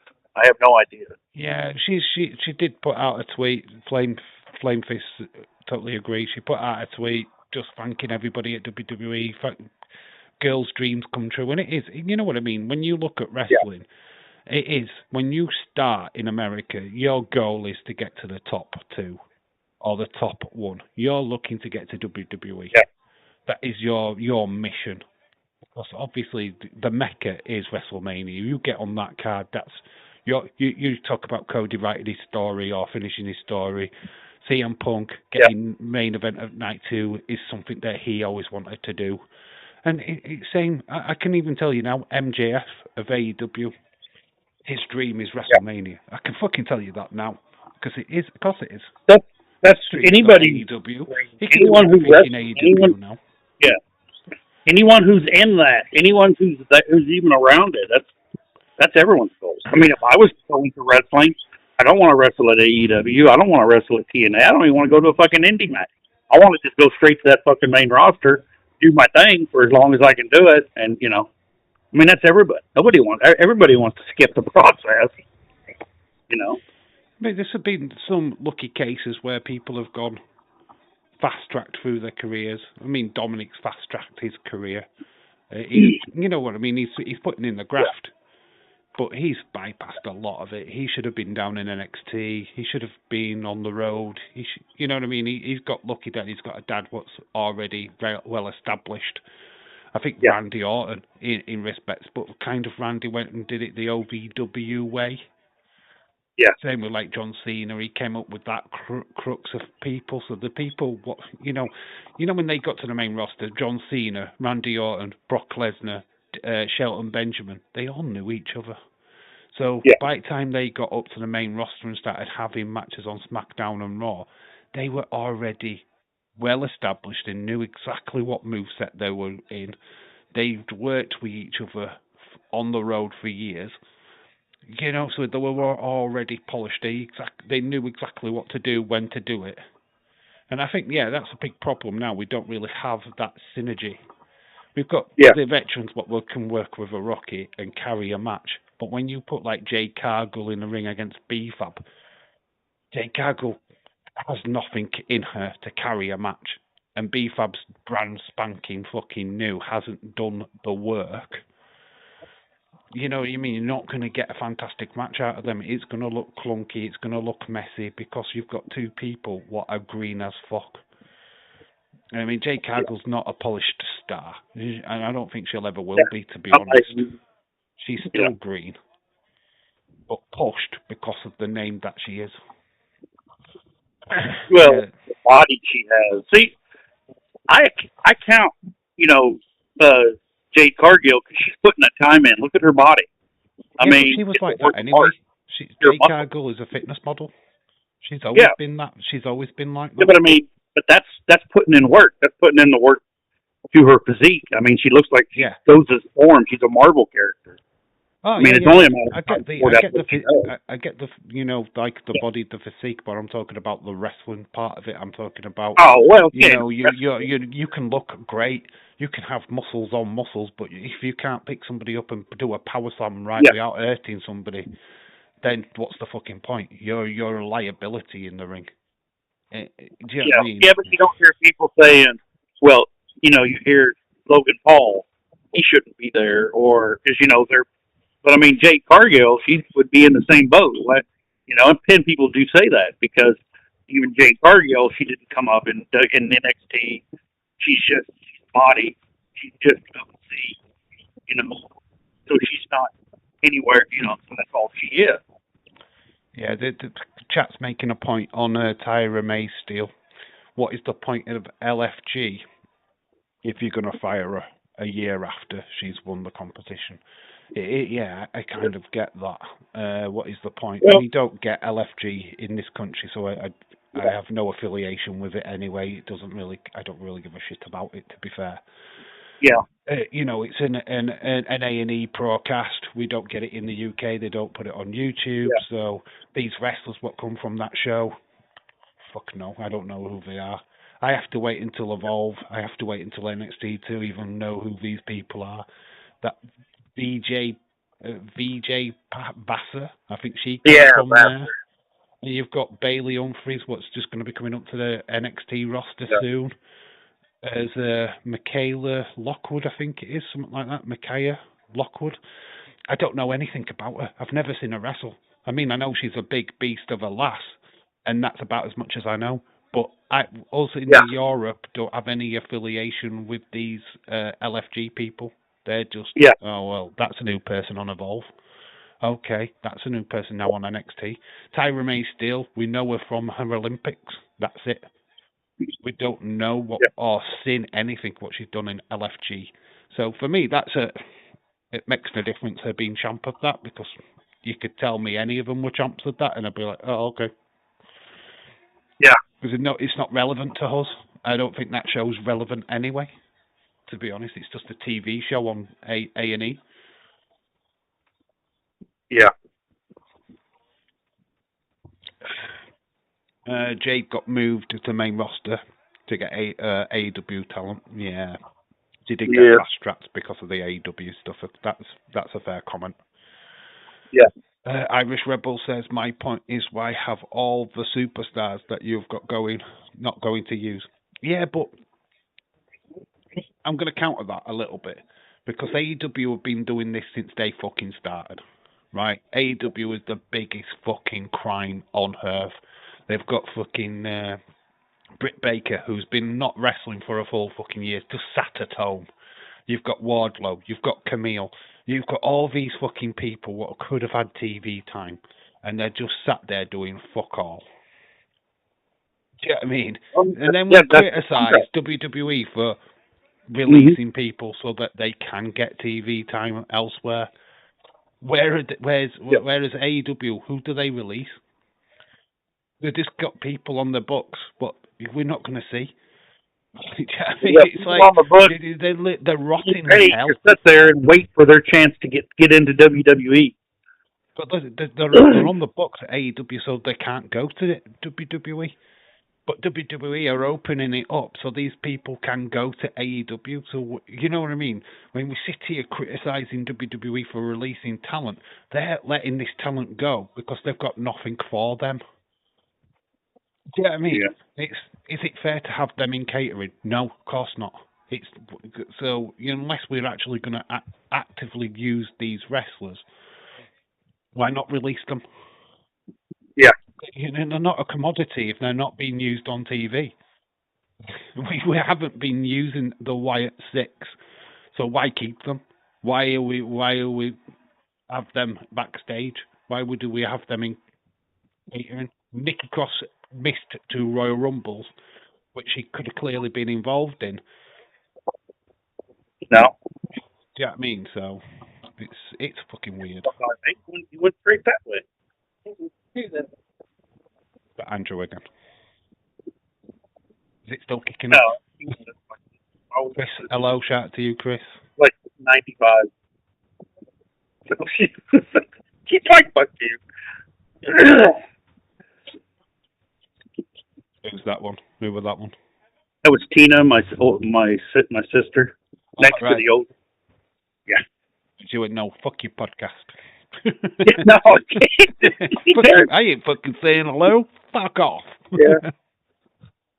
No, everybody's arguing and shit. No. Well, you know what? You've just made my day, because I just thought it was English fucking parties what went south. Do you know what I mean? With the arguments and you start throwing fucking cookery at each other, places start flying, cake would be in people's faces by the end of it. It just sounds like a fucking hookanami, you know what I mean? It just sounds like it happens everywhere. Yeah. But, you don't have a party unless you're arguing and throwing cake. Yeah, that's just the way it is. It's family. There's love in there. It's just there's this saying, if you want to watch like Evolve and LFG get a VPN, I refuse to spend any more money on WWE that I don't need to spend. They're trying to stop the VPN access, right? Like the FCC. Some of the VPNs now will not give you access. Yeah. So I mean, I don't think it's the VPN. I think it's the internet companies themselves, like Cricket. Yeah. And that are stopping the access. They're stopping people. I think it's just your internet itself what's stopping that access. Yeah, that's what. It's our government. We have the FCC, which is the Federal Communications Commerce or Commerce Communications thing, and they just want their cut. They just want to be able to tax and to be able to get a cut of the company's money, of whatever, wherever they get a cut. Our government gets a cut of everything you watch. I mean, that's the taxes, and then the companies that broadcast, like even wrestling. When you watch wrestling, part of that's going to our government to fund our military, schools, everything. Roads. I don't really want one of our senators a new yacht. Stuff like that. I don't really want to touch on politics, but what's your thoughts on Donald Trump today getting shot at again? It's major news. Absolutely fucking major news. As much as he pushes the far left and far right, like you got to remember, he's in there pushing both sides of the extremes. So the very worst people, the worst, the shitbags, the ones that are the ones that don't let.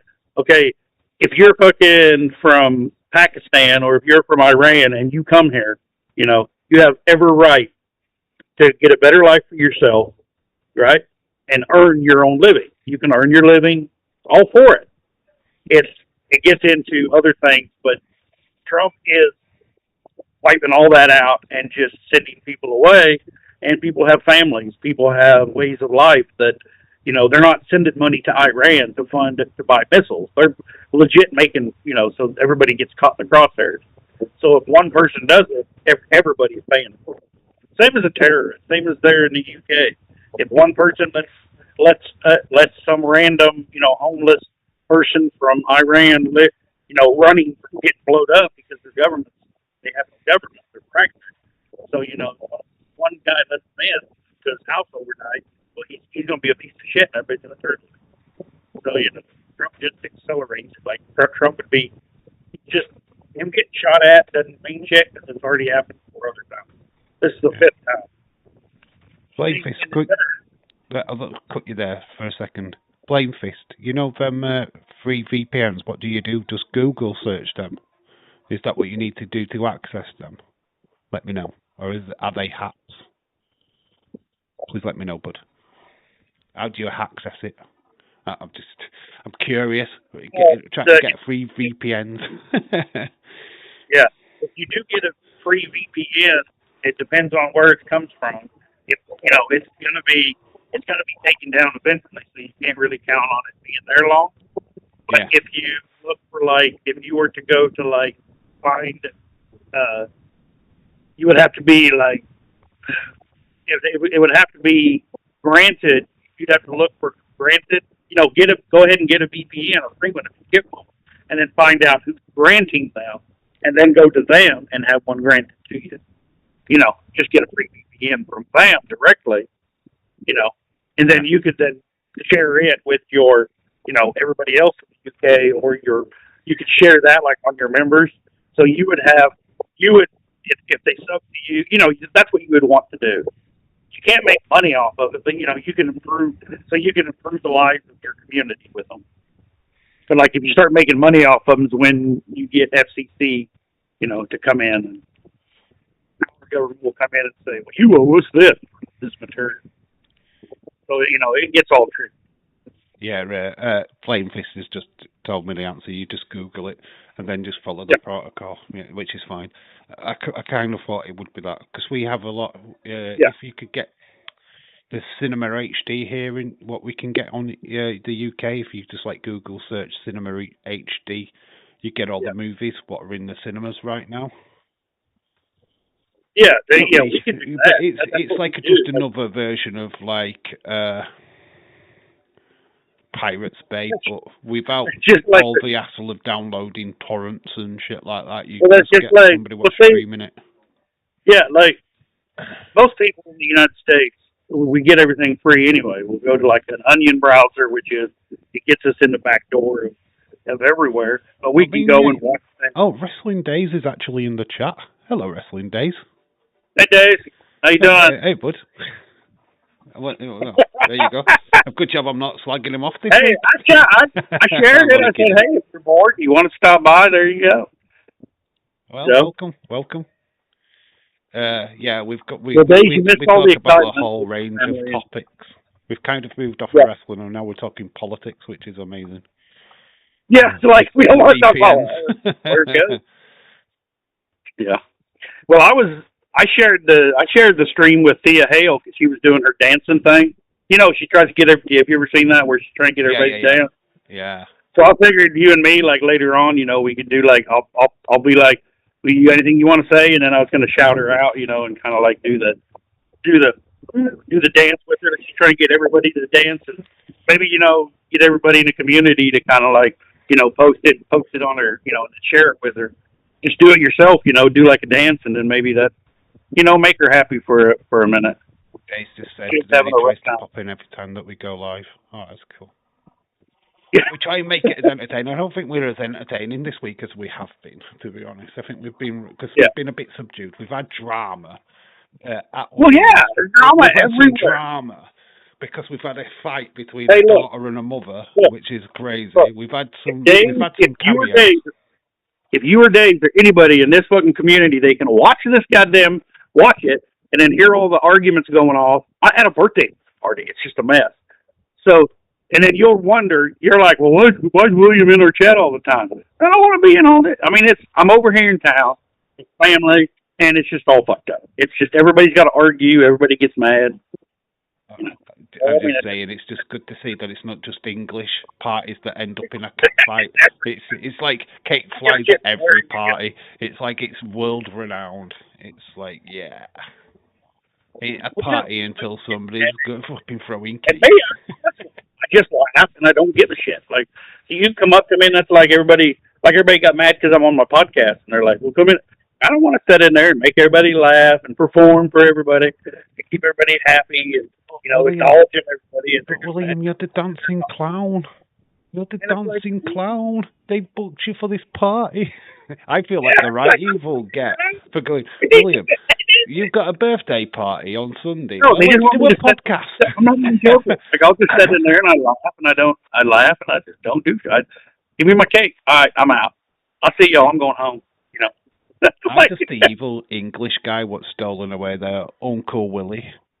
That's what I'm just the evil English guy. You don't get it. Like, he's talking to me for 5 minutes English and then guy. Good. Like, yeah, but like they see me for 5 minutes and then not even 5 minutes. It's like, hey, and then I say happy birthday and it's like, all right, well, I don't give a fuck about you. And then I'm ignored. Where's my present? Uncle Willie, where's my present? Yeah, here you go. Now, what do I get? Yeah. What do I give me podcast now? What did you get me? Oh, sweet. All right, I'm out. And then I'm just sitting in the corner. I'm just a big guy in the corner eating the cake. Like, that's nice. I just want my cake. and then I'm going home. That's my goal. Okay, so Hey, I'm leaving. hey, we're older now. This is No, what like, we look, go like to I'm not like birthday being parties threatening. for. Is the cake. I don't This get is my what we go. goddamn cake. I'm getting my fucking cake. Tell it. There, Well, now YouTube for take it down. clarification, for YouTube, that was a butter knife. It is. It kind of looks sharper than a butter knife, but No, that's it's genuinely a a hair butter comb. knife. It's a hair comb. It's what a it is. hair comb. Yeah. Like, look, I'll Khalid is even in prove the it. chat. Hello, Khalid. Yeah, it's a hair comb. We have to clarify these things. It's like there's Yeah. stuff there where you're going, yeah, but yeah, it's completely fine. I'm going to get my cake.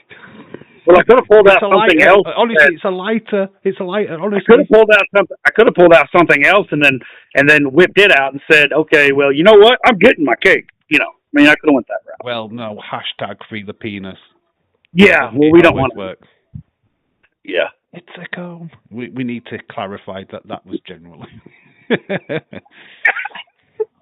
Free the penis. No, man, but with wrestling, I don't.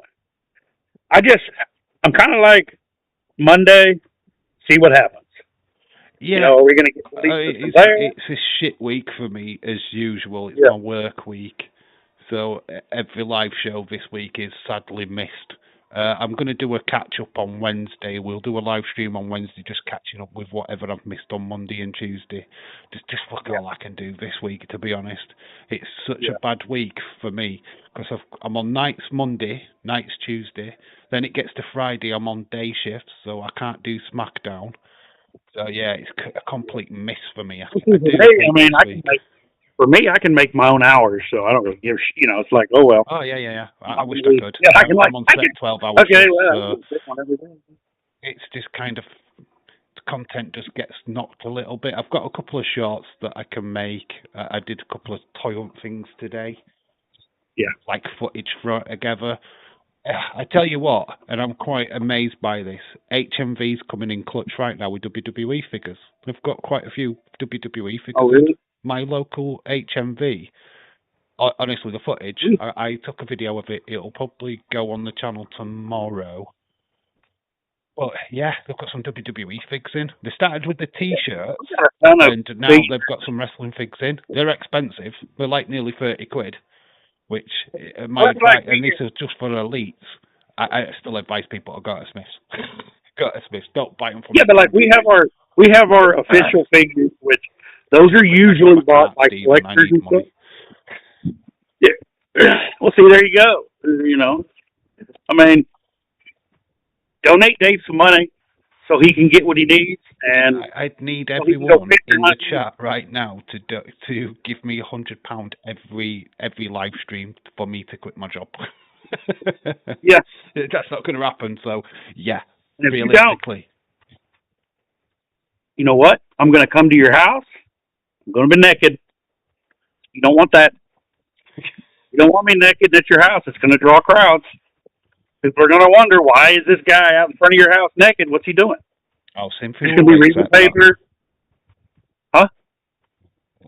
Cynthia would say, yeah, come to my house naked. Yeah, whatever. Yeah, she'd be like, yeah. Oh, no, she hates me. No, she hates me now. I think she got me blocked. I don't even know.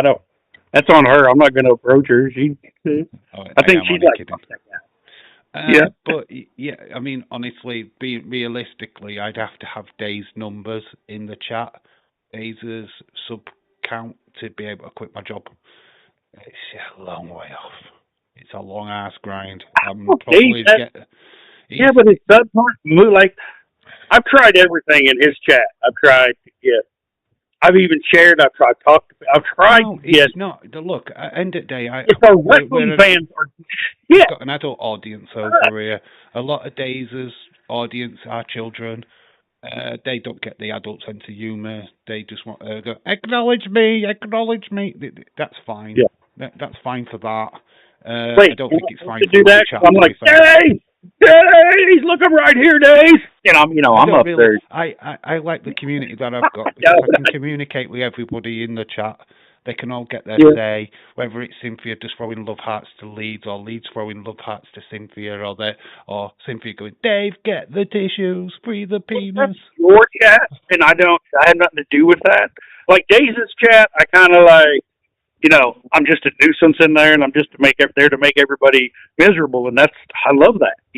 I can go there and be like, all right, everybody else fucks up my day, so I'm going to come here, and everybody's going to be miserable. I'm going to, I just sit over there and shit about nothing.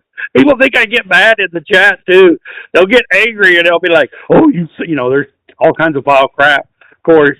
And then I even get my social media with vile shit. I think what it is. And I'm just like, no, guys, I'm just doing what I'm supposed to. And, you can't just yell at someone else in the chat and call them a worthless piece of shit because they don't agree with the way you think a match should go. So I got to let you be a dick to, like, no. And all I do is remove their comments. I'm just like, well, if they don't see it, they're not going to argue. So. Yeah, Daze has just confirmed that in the chat, by the way. He says that is what William does, to be honest. Yeah, he's literally confirming it. But yeah, I think what it is because obviously you've got a lot of Daze royalists. They are confirmed Daze fans, of course. They all are. We're not going to deny that. I still watch Daze Unseen's videos. I'm not always in his chat because I'm either live myself or I'm at work. But I watch the Unseen videos like everybody else does. Yeah. And that's how I contribute back to Daze. I mean, I'm not always an active member or an active person, on his channel and whatnot. But Dave, I think in a different way. I think every podcast we've done, we either talked about the WEP, age card and stuff. Age card talks about the WEP. Talk about the WEP and how much, we love them. You guys do what you do, and Tommy's amazing with that. Like, I mean, that's his concept. My love affair with the WEP, sadly, and I've talked about it, and I don't deny it. I think what they do is great over there, but it's just not for me anymore. I just don't have the time for it. And I've said Dave, a million we times. have the best podcast. Like everybody, and I've gotten lots of it. They want like crossover. They want us to go on. How are we as being, a podcast? We are the best podcast on the entire internet. No one else is any better. Look at our subs. We got like 5. You can't get 5 fucking subs. You can't have like 15 or a handful of subs and not be the best. I mean, anybody can get 200,000, 500,000, a million. We have the best fans, and they are worth more than 100,000. Our subs are worth 100,000 of anybody else. What's that? Two screw jobs over WEP, says Daze. Oh, I wished. No, I wish. I mean, look, ultimately, I'm just a realist. I know where my level is, and I know where everybody else is. We're not going. We're not even because we're not. Ignore everything I've ever made. I don't get all WWE TV. I watch WEP. That's where I watch it because I watch. Like I love WEP because I love watching Daze be in pain. He's there and he loves Tommy and everything, but Daze sells that shit. Like, he's probably Daze inside is like, yes, Pat McAfee. Oh, I love this guy. Then he gets on screen and he's like, oh, it's that son of a bitch. I'm gonna cut his balls off. So he just does a 180. It's all about the selling, though, isn't it? Yes. I mean, you know in yourself. I'm a kind of person that just doesn't give a shit about all that kind of crap. I even get out to Adam Rosella. You're getting what I think straight up. I don't really care. Yeah. I don't play to. Yeah, I'm not saying that anybody plays to anybody, but I just don't follow a trend. I just do my own shit. Yeah. If it works. If it doesn't, it doesn't. I don't really care. That's like I always get a laugh like in chat. People are like, "Hey Dave, bring William on. Hey Dave, you should do this with William." And Dave is like, I actually agree with you. What the hell do you guys? I got my shit. I'm not bringing that cluster bike. I'm not bringing that asshole on my goddamn stream. Just so you guys can laugh. And, I work hard. It's not a joke. You guys need to, and it's just funny. Like people in the chat. And you can tell Daze is like, Because you know he reads it and just doesn't actually read it. He's like, "Do you guys read what the fuck you write?" He's realised now, William, which is still, I don't give a shit, and I'd still read out your comment anyway, because I just don't care. But Dave has realised that going into that flipping vortex of a William Ency text is kind of like, how do I approach this? How am I going to say this? Because it's William Ency what's written it. He's already has the fear and trepidation going into your comment. Like, this is going to be bad. I don't know, but so many comments will wait. This is going to have a ball sack mentioned within 5 seconds. Do you know what I mean? What I like doing is like with Trini and Metal Mama and, you know, and then Flame Fist even. I like when they're having like a real in-depth conversation, you know, with others, like we all do. Hello. In the chat. Birthday guy. Hello. Shout out to you. They're talking about, and even in your chat, they're talking about actual wrestling, and I like just to snip in there and get them to just trigger them, get them to start talking about it, say something stupid, because then that's the comment Daze is going to read. And Metal Mom's like, I'm not talking to you anymore. Every time I get off on some weird comment, that's the one Daze fucking reads. My comment makes me look like a dick. The idea of going into Daze's stream is to try and make him laugh. Try and catch him off guard. You know, getting with that little bit more of an adult sense of humour, but not being too adult that I'm swearing. Yeah. Enough for him to catch the joke and go, oh my God. I don't actually know, like, and Daze has DM'd me and told me, hey, I think that's a bit too far, you know. And I don't sit there and go argue like, yeah, you're probably right, boss. You know, that's kind of right, boss. Yeah, I could have just sorry about that conversation in your DMs with Daze. Yeah. What's that, boss? Yeah, boss. Yeah, what's that? Are you telling me off? Yeah, William, you need to calm it down. You need to stop saying penis in the chat. You just need to stop saying the F-bomb. Got it. Damn it, that's me old character though, man.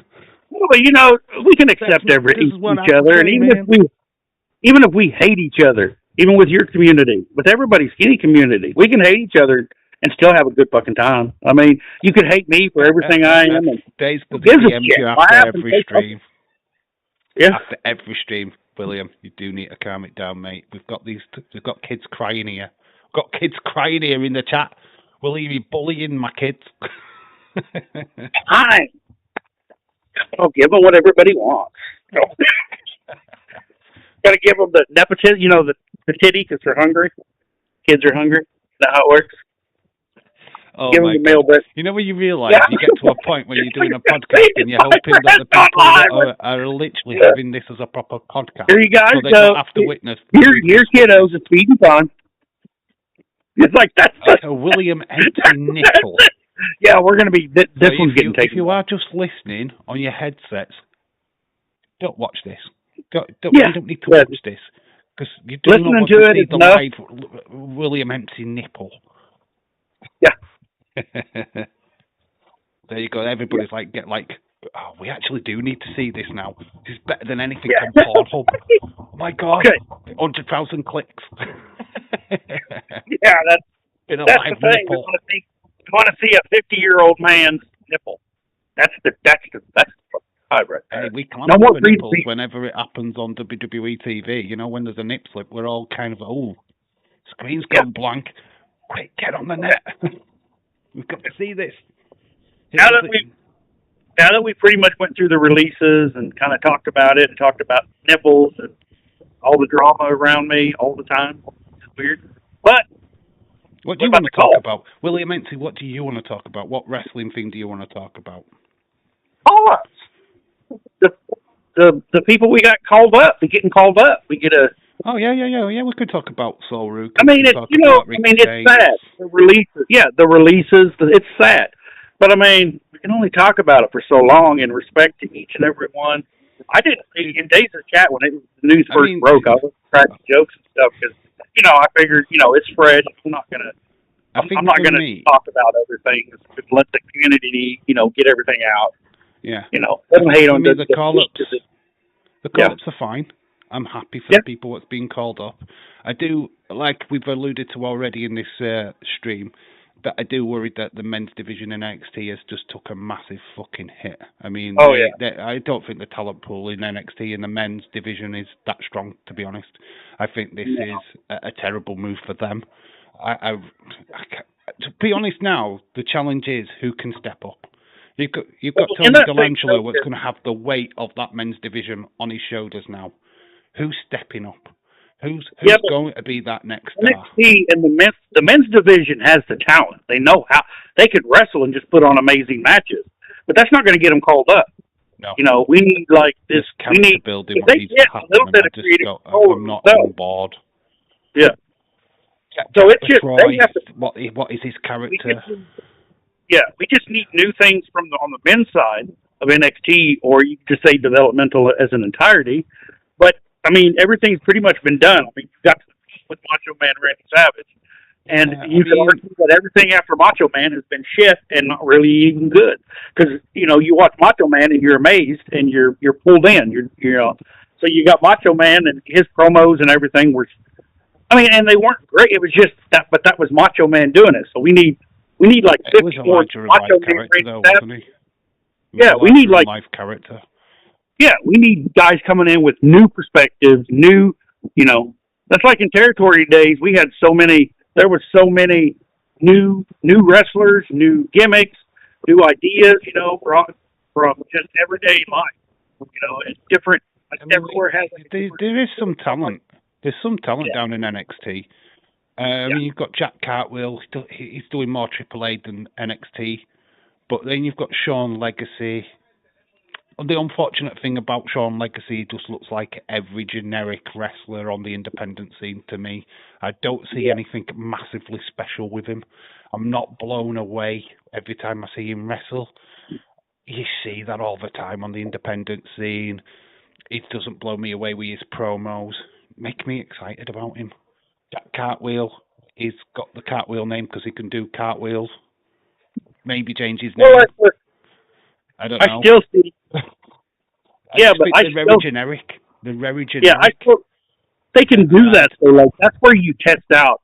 You know, that's where you can test things and you can innovate and make new. You know, you could try out things and see different matches, different. I mean, it's developmental, and you're not treating. If they're not treating NXT as a brand itself, then I'm going to be controversial. The talented trio in NXT right now, Jackson Drake and Swag guys. Well, they're bringing in Micah. I think they are the face of that promotion. Yeah. Well, see, they're bringing in Micah Lockwood, and they're going to get her trained down there. So they got her coming in with Micah Lotwell, Bailey Humphreys, whatever. You know, with that little skit thing with Blake. So she's going to come in with Vanity, you know, doing some kind of angle with Vanity Project, apparently. So she's coming into, because obviously Blake Monroe's been put up on the main roster. That's left a spot open because they was going to do something with Blake Monroe, weren't they? Vanity Project. So now they're going to be in Lockwood to take over that, whatever that spot was. Yeah. He'll probably be their bodyguard. She's going to have that China role. You know what I mean? But that's usually how they book they're like overly muscly women. Yeah. Yeah, she'll have a China role for a while. They'll get her over that way. Yeah, well, you know, they're going to book her. I don't know. NXT. I don't think he'll be called Evil, though. I think he'll have a new name. But, he's signed for WWE. He's going to be in NXT. Hopefully he's going to be, you know, the interest. You know, what's going to keep that men's division really, on fire. I think with the men, you just got to wrestle. You just got to go in, do your matches.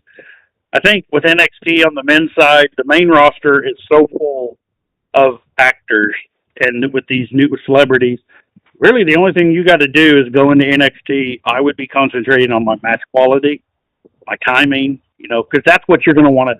Because there's really no men's side gimmick. I don't see how you're going to get over, you know. Because ultimately, you want to be entertained. That's what it is. It's. I mean, AEW they put on the best matches, right? They are known for the best matches. If you're going to look for like high-end matches wise performance, you'll go and watch that promotion. If you want to be entertained and told a story, you can't rely on AEW for that because they just don't do enough of it.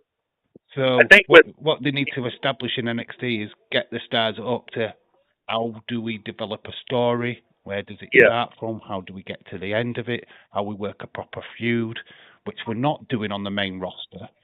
So let's start in NXT. Let's have the long-going faction feud or whatever feud. Let's really sell that for a couple of pay-per-views instead of just going, oh, we need to get onto the next feud for the next pay-per-view. No, let's do. This is why I had the argument. When we did like Rebellion last year. Yeah. Or when they started moving TNA and NXT, there was moving talents from show to show. I said, why aren't we doing a Leon Slater, Javon Evans feud, which could span fucking decades? You could start it now, a little feud between them two, and who gets to WrestleMania, who's going to get to the top spot, and you could have them collide at stages in their careers, like at a Royal Rumble, Elimination Chamber, or even Javon Evans being invited to an X match on an Ultimate X match on TNA. You could have really built a feud which could have lasted decades. And then when finally they're both at the pinnacle of their careers, they're in the 40s or whatever, their main event in Wrestle Flipping Mania, and it's their feud is top of the card because they have had this amazing journey to this point of their career. That don't do enough of shit like that in wrestling anymore. They used to do stuff like that in New Japan. The Golden, is it Golden Sons or something like that? Kenny Omega and Okada, not Okada, Ibushi. Yeah, Ibushi. It's Ibushi. You know what? They did an amazing storyline with them. We don't do anything epic. We've not, and this could have been a start of something that they could have worked on, and we wouldn't have known they were doing it. They've had so many layers going up to the main event match, Leon Slater, Javon Evans, the match of the, you know what I mean? And then you could just show all the footage, and it just, man. Yeah, I get missed a trick now because Javon Evans, main roster, we've got Leon Slater doing his bit on TNA. Yeah, Golden Lovers. Yeah, that's it, Stephen. Thank you. But yeah, we don't do storylines like that. We've kind of missed the trick of actually getting people fully invested into storylines. We're doing so many pay-per-views that it's just quick. Let's get to that bit. Oh, we've got that feud over. We'll get the new feud. Let's actually do something what means something. And I think that's what WWE have started to miss the trick on. Something that they used to do on a regular is... Yeah, it's working. Carrying storyline, carrying that story from, of who your character is, that's working for the women. But on the men's side, your best bet, I mean, you can see it. They're just trying to hone their craft, put on the best matches they can to prove, and be versatile and prove that they can play roles on the main roster. So, you're just going to want to really work on your matches, your skills. You're going to want to, as you said, work on your mic skills. That's what you're doing. And on the men's side, they're pretty much just, okay, well, is this guy going to be a good heel? Then if you're a wrestler for NXT, you're going to have to be the best heel. If you're going to lose a match in NXT, if you're slated to lose, well, it's not going to help your own development how you want it. To be honest, I think so. You got to be the best loser. So you got to lose and make it the biggest moment for yourself when you lose that match. So you got to oversell it. You got to you got to. I absolutely. You got to make it lose something. Love how Chelsea Green takes to all of this. I love her answer to these questions because she said, whether I get 3 minutes or 2 minutes, whether I get a match, I am going to make that the most memorable 3 minutes. So that when you look back at that show, you're going to remember my 3 minutes over everything else. And I think that's a perfect sentiment because she doesn't go into it wanting the big storyline. She's not bothered about becoming WWE champion. She'll get there eventually. I'm sure she will. But she's just all about, did I make enough impact in the limited time that I had? Did I have fun doing it? Yes. Does it translate well to the fans? Yes, because I'm getting really good. I mean, look at what she's doing on social media. That report, that newsletter. Days loves it. I mean, it's just great. She's doing the most minimal thing, but getting maximum effect. I mean, Ren Sinclair with the Wednesday thing, vlog, it's so easy to do, but it's just maximum impact because people are going, I remember that. Okay. With Chelsea Green, who would you say in the history of just the WWE, who would be her counterpart? Who would be a male wrestler that would be working, that you could compare to what Chelsea Green's doing today? What's the male counterpart? Yeah, the Chelsea Green. And I mean I would have said Karrion Kross up until he got released. I mean, obviously he's not in WWE now, but he was making the most of his couple of minutes, whether it be during the adverts on the next Raw on Netflix. He did use his time well, but the problem is with the men's division, being deniable wasn't getting you TV time, whereas the women's side of it being undeniable is getting you TV time. Chelsea Green, if she's fit and able, she's getting on TV. Danhausen right now is getting TV time because they know his segments are fire. Because everyone's invested every time that he comes out. He's a nothing star. It's one of the gimmicks what just seems to translate to people because he's funny. But there's nothing new with what he's doing. Quite honestly, we've been doing these kind of characters for years. He's just like the new guy on the block. Danhausen's been, on the independent side of it, we all know what Danhausen does. If you get what I mean. Yeah. I mean, it'll die down. I think it'll die down eventually with Danhausen. Everything the crest of the wave, so basically making the most of the time. It's the silliness with him. The fact that little puff of smoke and then you see him run off. But that's a part of the joke. That's a part of his gimmick. That is, you know what I mean? He is that. Punching the Miz in his bowl was gold right there. That is, if I ever just coming up with all the mini Housens and punching the Miz. You think of that WrestleMania? I want all of that.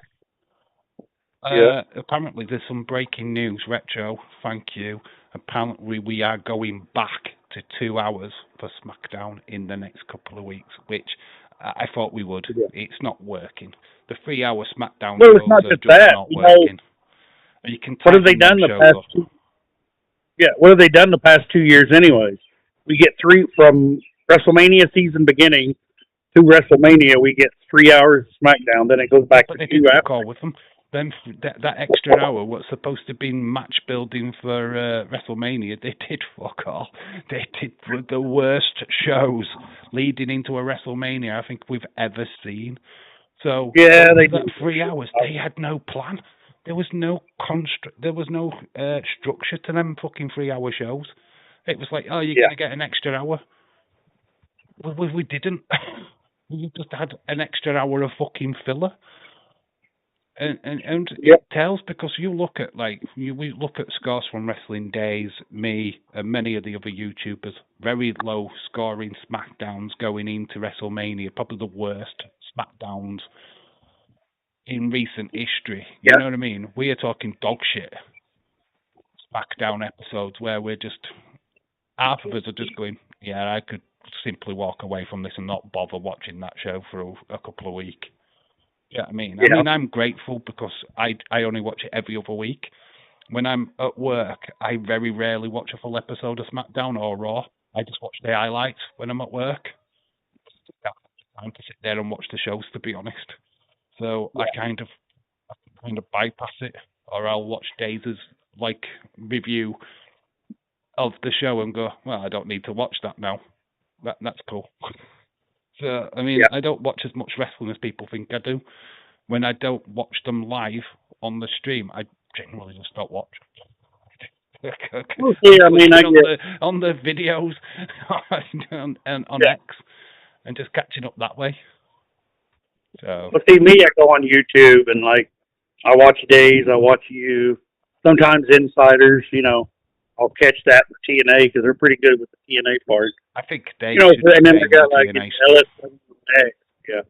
And then LXW, or LSW, he's an angry little man, and he's letting everybody know it. Does he have a YouTube channel? Yeah, he does it. Yeah. He's got a YouTube. It's all just basically rants. It's actually pretty good. LSW's, he's I know. showing it. I like LSW. I remember. Obviously, he used to sending clips to Daze's channel. Yeah. The web channel. Yeah. So, he's a good kid.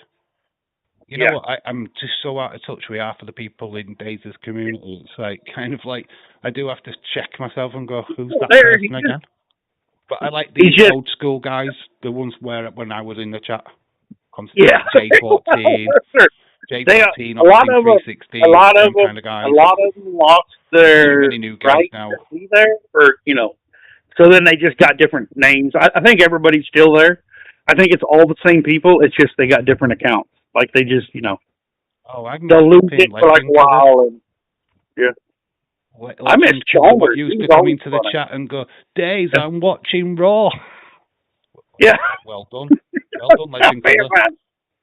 Yeah. So we're all watching Raw. Thank you. Well done. Yeah. Yeah. Well, I mean, like with me, that happens all the time. I want to just... His opinion is on Brandon. I want to have some kind of...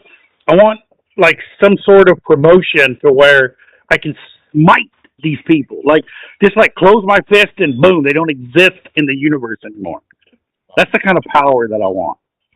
Nothing. I don't want anybody to know it. I don't want no one to see it. I just want to be able to look at someone, watch them for a whole year doing the same bullshit, and just be like, and then they're gone. What's your opinion of Brandon then? I see his opinion. Paquette, I think his last name is. He goes into Daze's opinions videos and he always puts ice hockey stuff. Yeah. What's your thoughts on that? Well, I find that incredibly annoying. Well, I'm watching. Why has he done that? Why? You mean Brendan? Brendan, yeah. Brendan's got disabilities and stuff, and he comes in the chat. He honestly he used to do that, and then we got Carmen live now, and I think it's just honestly, and this is I think it's just people in the community who have this duplicate account and who are trolling us. Like I think Roni in our chat is Carmen live because they're just trolling us. That's the only thing that could happen because they're just they just create a character, they put it in the chat just to troll, just to annoy us. That's my theory. I just find it just weird that every time Dave does his opinions video, everyone's like talking about wrestling, and then you'll just have this random post from him, and it'd be about ice hockey. And it's kind of like Dave has to bypass it because he knows that nobody's here for it. And it's like, thank you, Brandon. And you can see him dying inside every time he has to say his name. It's kind of like, do I have to say this guy's name? Just scroll past it. Don't say it. Don't shout him out. Ignore it. Just stroll straight past. No, that's the ones you got to put over. You got to put those over. Because you got to put the idiots over because that humbles everybody in the chat, everybody who's responding. That humbles them all and just goes, "This is what Dave," and eventually. This is what Dave thinks of us, so I don't mind the people coming into the chat. This is what he thinks. I do play on the people that come into the chat and go, "Dave, shut up," or "Dave, you're crap." I love that. Oh, that's stupid. They don't get that. Is gravy to me because I can just go off on them. Yeah. Then you dickhead, you don't like my channel, do you? Well, fuck off. I mean, as a mod on Daze's channel, I'm trying to. People say I'm a jerk and I'm a dickhead and all this. I'm the buffer between them and Dave. If Dave reads half of what these people say, he's going to go off on them and then come through. Yeah, that's what Dave says. Dave says, "No, let him through. I want to read that." And I'm like, "No, because you're going to kill the son of a bitch." And the objective is to get that piece of shit. I absolutely love it when somebody comes in. I call him a piece of shit, but getting that idiot, piece of shit, whatever you want to call him. love is to it when get somebody them comes in and tries to get me to swear. to I'm like gonna be go to a better, Facebook. My because I'm name's sorry, but we got Huge people Dick. in the chat right now that, that I've helped, and, these are good, these are good people. They're not bright, or they're not, they got disabilities. The They people got, who've not got better things to do with their life, to be quite honest with you. yeah. They've just got So why not give them, trying to ruin somebody else. I mean, Yeah. it's like Cynthia and Leeds right now. They've just got no better to do than just to send each other love emojis. There's no real conversation there. There's just love emojis between themselves because that's just the level that they're at. You know what I mean? Yeah. You're just like, Dave, shush. Yeah. I mean, literally, I look at the chat and I'm looking for wisdom. I'm looking for a conversation starting, and all I am seeing is love hearts and smiley faces. Yeah. I mean, it's just, that is the level of my community. Alistair Black is signed for TNA. All right, that's cool. That's good for him. So TNA have got a WWE star, so technically he can still be in WWE. Oh my God, this is still fucking carnage. Yeah, but that was probably worked out beforehand, or he called. That's one of those things that he's going to get. Someone else is paying his bill. Selena Vega, then. Has Vega gone with him? Does that make sense? That would make sense. Like, you can't just sign Alex, leave Vega on her own. So Selena's like, well, I haven't signed for TNA. We don't want you. What about what would Vega be like in AAA though? I don't know. Okay. Yeah. Sean Rossap reported it. PW Insider, who's the main source. Yeah. That's what I'd look at. Who's the main source? If it's like Sean Rossap what's reported it, then it's legitimate. I think it will be legitimate. Like, Days will confirm it on his unseen video later. Look forward to that. Is there anybody that we want? Like, I mean, I know that it's disgusting. Who would hurt us the least if they got let go? Is there anybody you could think of? I'm not talking about Alex. It's like an instant Logan Paul. If he fucked off tomorrow, I wouldn't give a flying monkey's rat's ass. Exactly. I just wouldn't fucking care. That's exactly. We'd all fucking celebrate. I think it'd be a celebration. Personally, everything. If Logan Paul fucking left tomorrow, we'd all just go, yes. I think there'd be a celebration. And you wouldn't want to, say that. No, I can't. It's not like he's going to be hurt. I don't like him. There's nothing about Logan Paul that I can say I like. You know what I mean? He's done all right. Fair enough. He's as a performer on TV, he's done okay. Yeah. But for me, he can never be classed as a professional wrestler because he has not done the graft. He's not going to the live events. He's not until that guy turns up at Leeds on a flipping live show in Leeds in front of us, common folk, and does meets and greets in Leeds. Then why should I support him? Why should I be interested in what he does? Do you know what I mean? If he doesn't want to do the graft like every fucker else is doing in pro wrestling, why should I give a shit about him? So if he got laid off by WWE, which they won't do because it's it's all about his audience. It's all about what he can give them. That's got nothing to do with his wrestling. It's all about, we've got Logan Paul on us, but it's because he's got his fan base. And that's all they're fucking bothered about. That's why they use Logan. Logan uses WWE to sell Prime in his podcast. And that's what, you know what I mean? It's a mutual agreement. They all know what they signed up for. Yeah. They use each other. It's as simple as that. Yeah. It's as simple as that. Logan will never come off as a genuine person for me, to be honest. Well, he's not. I mean, he's just fake. Everything about him is fake. I don't like the guy. I don't... Anything he did outside of wrestling, I have just no interest in. I don't think I've ever sat and watched a single podcast of his. And I don't think I'll ever will. Yeah, I've never even watched Pat McAfee, and everybody said he was a big deal. And I've never watched... I'm not joking. I've never watched one single... I didn't even know who he was until he came in, came on wrestling and was Yeah, an Pat announcer. McAfee, yeah. He's a nobody in the UK, you know. He's fucking no one Yeah. here. He's not The a hell is that? celebrity. He's a fucking no one. Little Yeah. Yachty, he's a no one. We don't know who he is. The I UK still don't know. audience do not give a Yeah, fuck no, about Little Johnny, Yachty. isn't he like a rapper or something? Yeah. Well, I don't Yeah, know. I don't even know. To be honest, I've never fucking heard of him. But Bad Bunny, I never heard of him until he joined WWE. And he's supposed to be a big, a flipping recording artist. Yeah, in Spain, by the way. Spanish-speaking countries, yes. Yeah. English-speaking countries, no. In the UK, we know him as the guy what's the caddy on Happy Gilmore 2. That's the UK audience relationship with Bad Bunny. He went into wrestling, didn't he? Yeah. Did you know he was a rapper? No, we've never heard of him. Much. Halliburton, the other American footballer, what they show at WrestleMania each and every year. Oh, yeah. We don't know who the fuck they are. They're not celebrities to us. We don't care. You shove them on American TV thinking that the international audience gives a fuck about them. We don't. We do not give a fuck. We're not interested. That's the part of the show where everyone in the UK literally tunes out.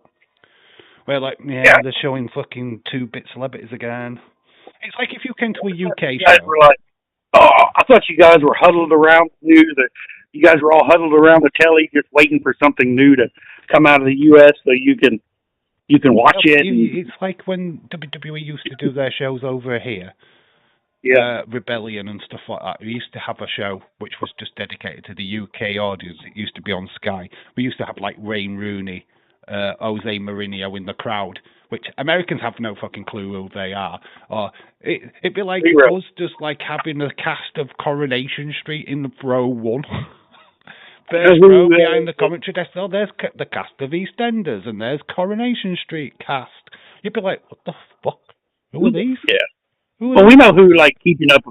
We know who Hyacinth is, and like the Keeping Up with Appearance stuff. That stuff is old. That was about a decade ago. Yeah, but that's what we get. Because we get it on have that now. You'd have Mrs. Brown's Boys now. You'd have Mrs. Brown.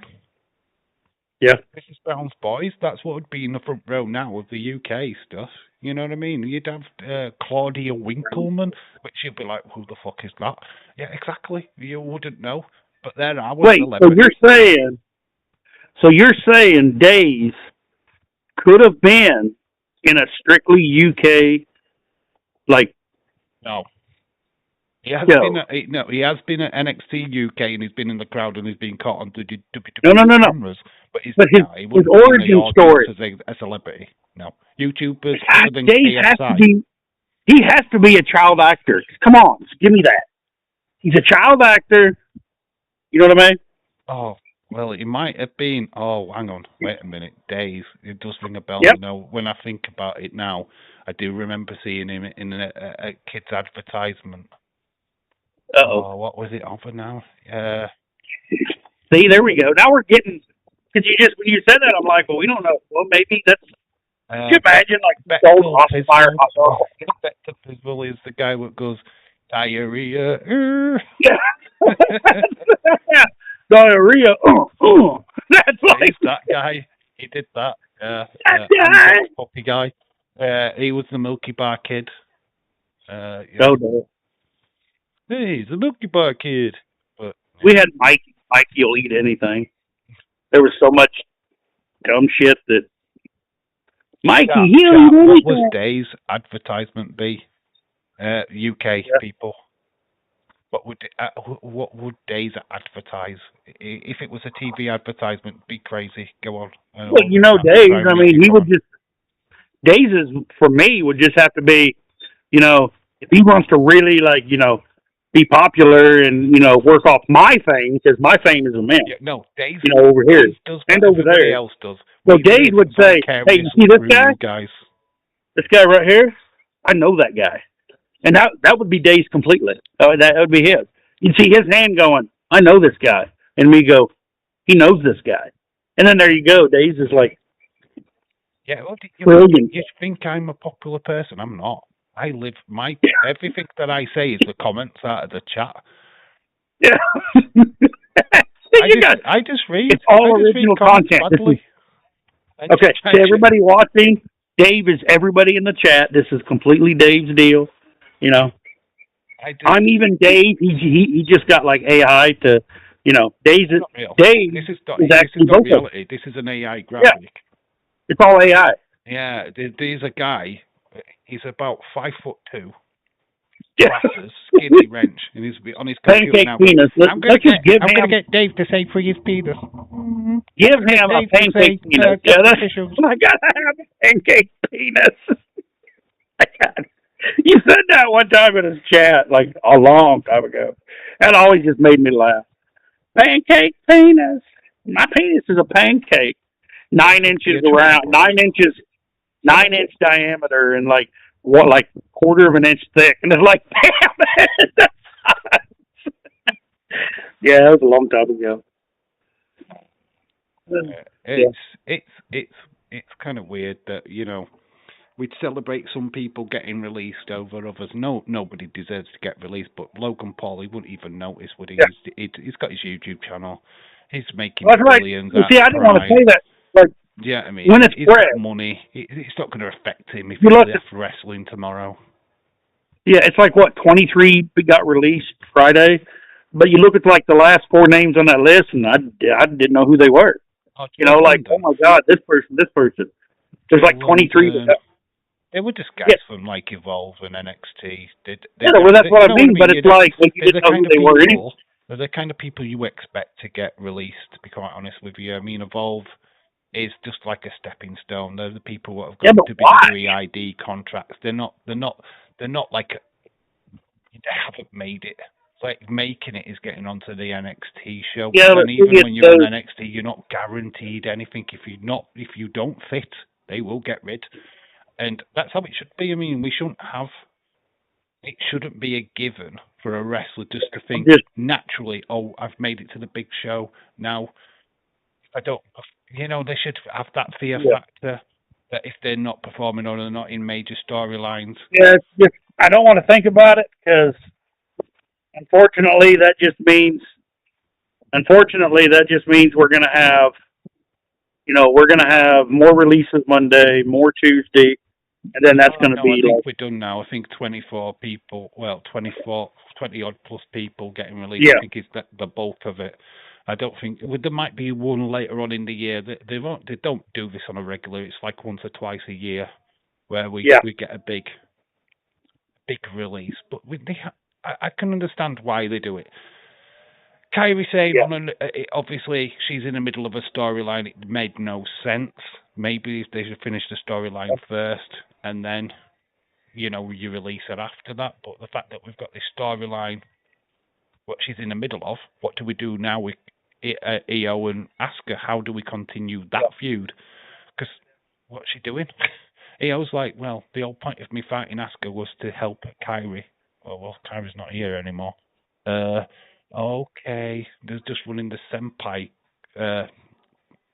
part of it, where Asuka's saying that you dishonored me. I've brought you into the company. I've trained you up. I took you under my wing, and you're disrespecting me because of Rhea Ripley. Rhea Ripley's now on SmackDown. So then it's just started to fall apart. That entire storyline's just like crumbled before it even got to its conclusion. Kairi was the linchpin, what was keeping that story going, to be quite honest with you. But now that Rhea's on SmackDown, Io's on Raw, you know, how do we keep it going? How do we make this interesting now? Raw needs to just have Asuka versus Io while it's still fresh in people's minds and just get it done. Let's just do it on Monday Night Raw, main event, Monday Night Raw, Asuka versus Io. Get it done, and then we move on to something new. Because the longer they try and spread that out, people are just going to go, no, we're not really fighting for anything now. Kind of. Yeah, but or did they just fire Asuka? And I mean, of course, you wouldn't think they'd fire Asuka and Io, but, you know. I think there'd be a flipping public uproar. I think it'd be even worse if they got rid of Asuka, to be honest. Io, you can't get rid of Io because she's just like the best talent they've got on the show. He's like the best of the best wrestlers on WWE TV right now. You get rid of it, you are destroying a lot fan bases, and it's just not worth it. Can't we just blame TK or Tony Khan for it? Say it's AEW fans' fault? Say, like, we just make up, like, Tony Khan, it's his fucking fault. He's sabotaging WWE. We can say what we're on. We're on a podcast. We can just spread any old shit. I mean, we could just start making fake thumbnails going that Tony Khan Tony Khan hit my hamster. Tony Khan pissed on my kids on Christmas morning. You know, you can say what you fucking like about Tony Khan. There's not much anybody can do anything about it. We can say what we like. Yeah, it's true. But I'm just trying to think of someone who would be hilarious to blame it on. Who are we going to blame? Tony Khan's fault. Damn you, Tony Khan. It'd be like just some random person, like, single them out. Some kind of, like, dishwasher working for fucking some motel, like, place. No, like, out in the middle of nowhere. Never heard of before. Realistically, it's not Tony Khan, the booker of AEW. It's Tony Khan, the butcher down the road at my local delicatessen. That's Tony Khan.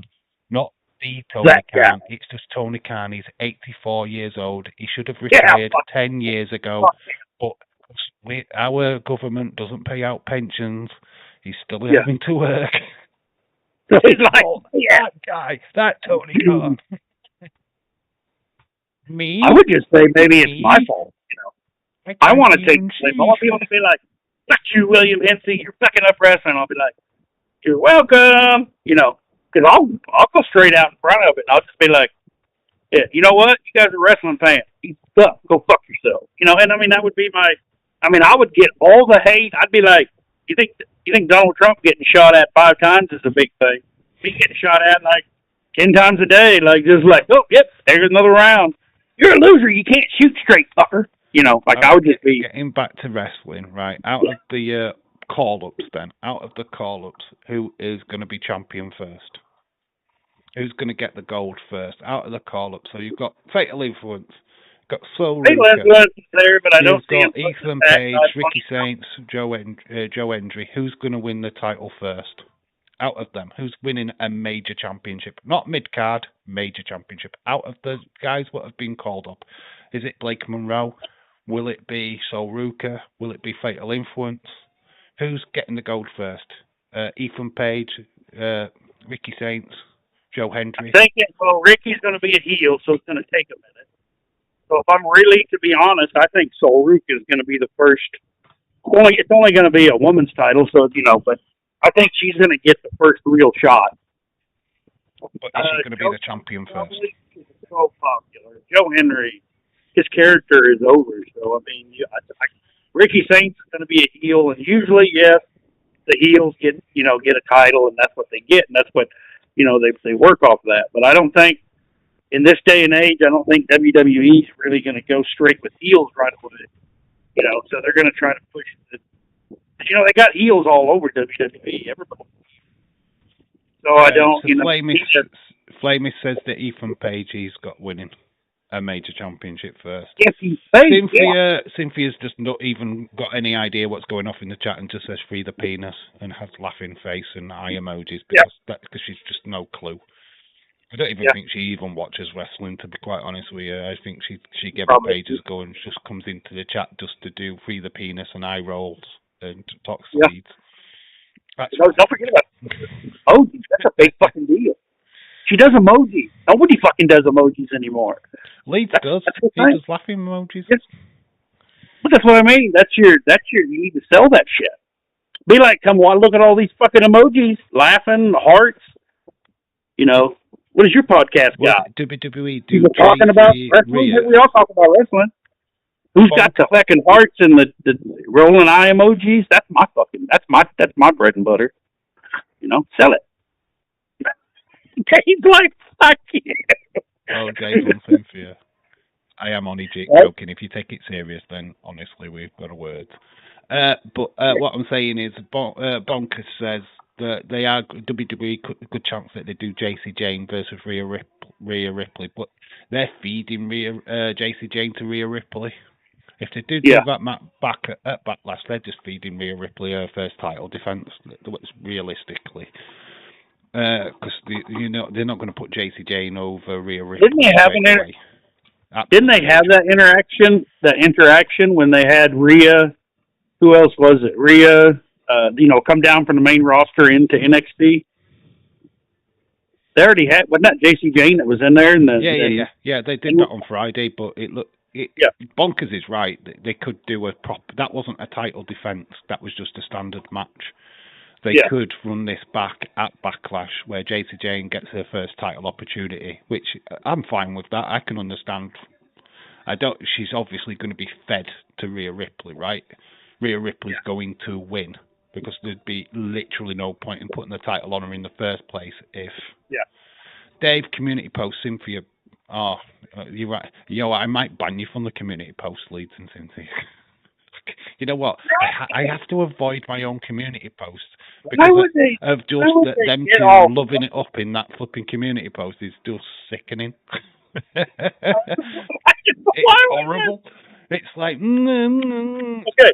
I can see taking severe umbrage and having that against Cynthia or anybody else, not the motherfucker whose channel you're on. Just let the shit go. It doesn't mean nothing. No one cares. You know what I mean, dude? Like, move on.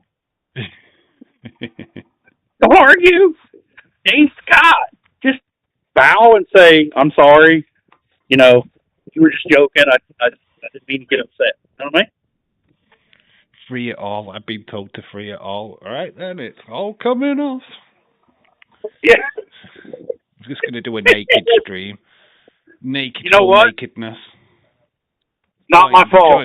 Stop the drama and all the arguments that went off a little bit earlier in the stream. Not my fault. That's the best part of the stream, though. We've kind of gone downhill since then. That was our peak. That was the peak of the stream when they was arguing and the family chasing each other on quad bikes and stuff. That was the height of the stream. It's kind of gone downhill since then.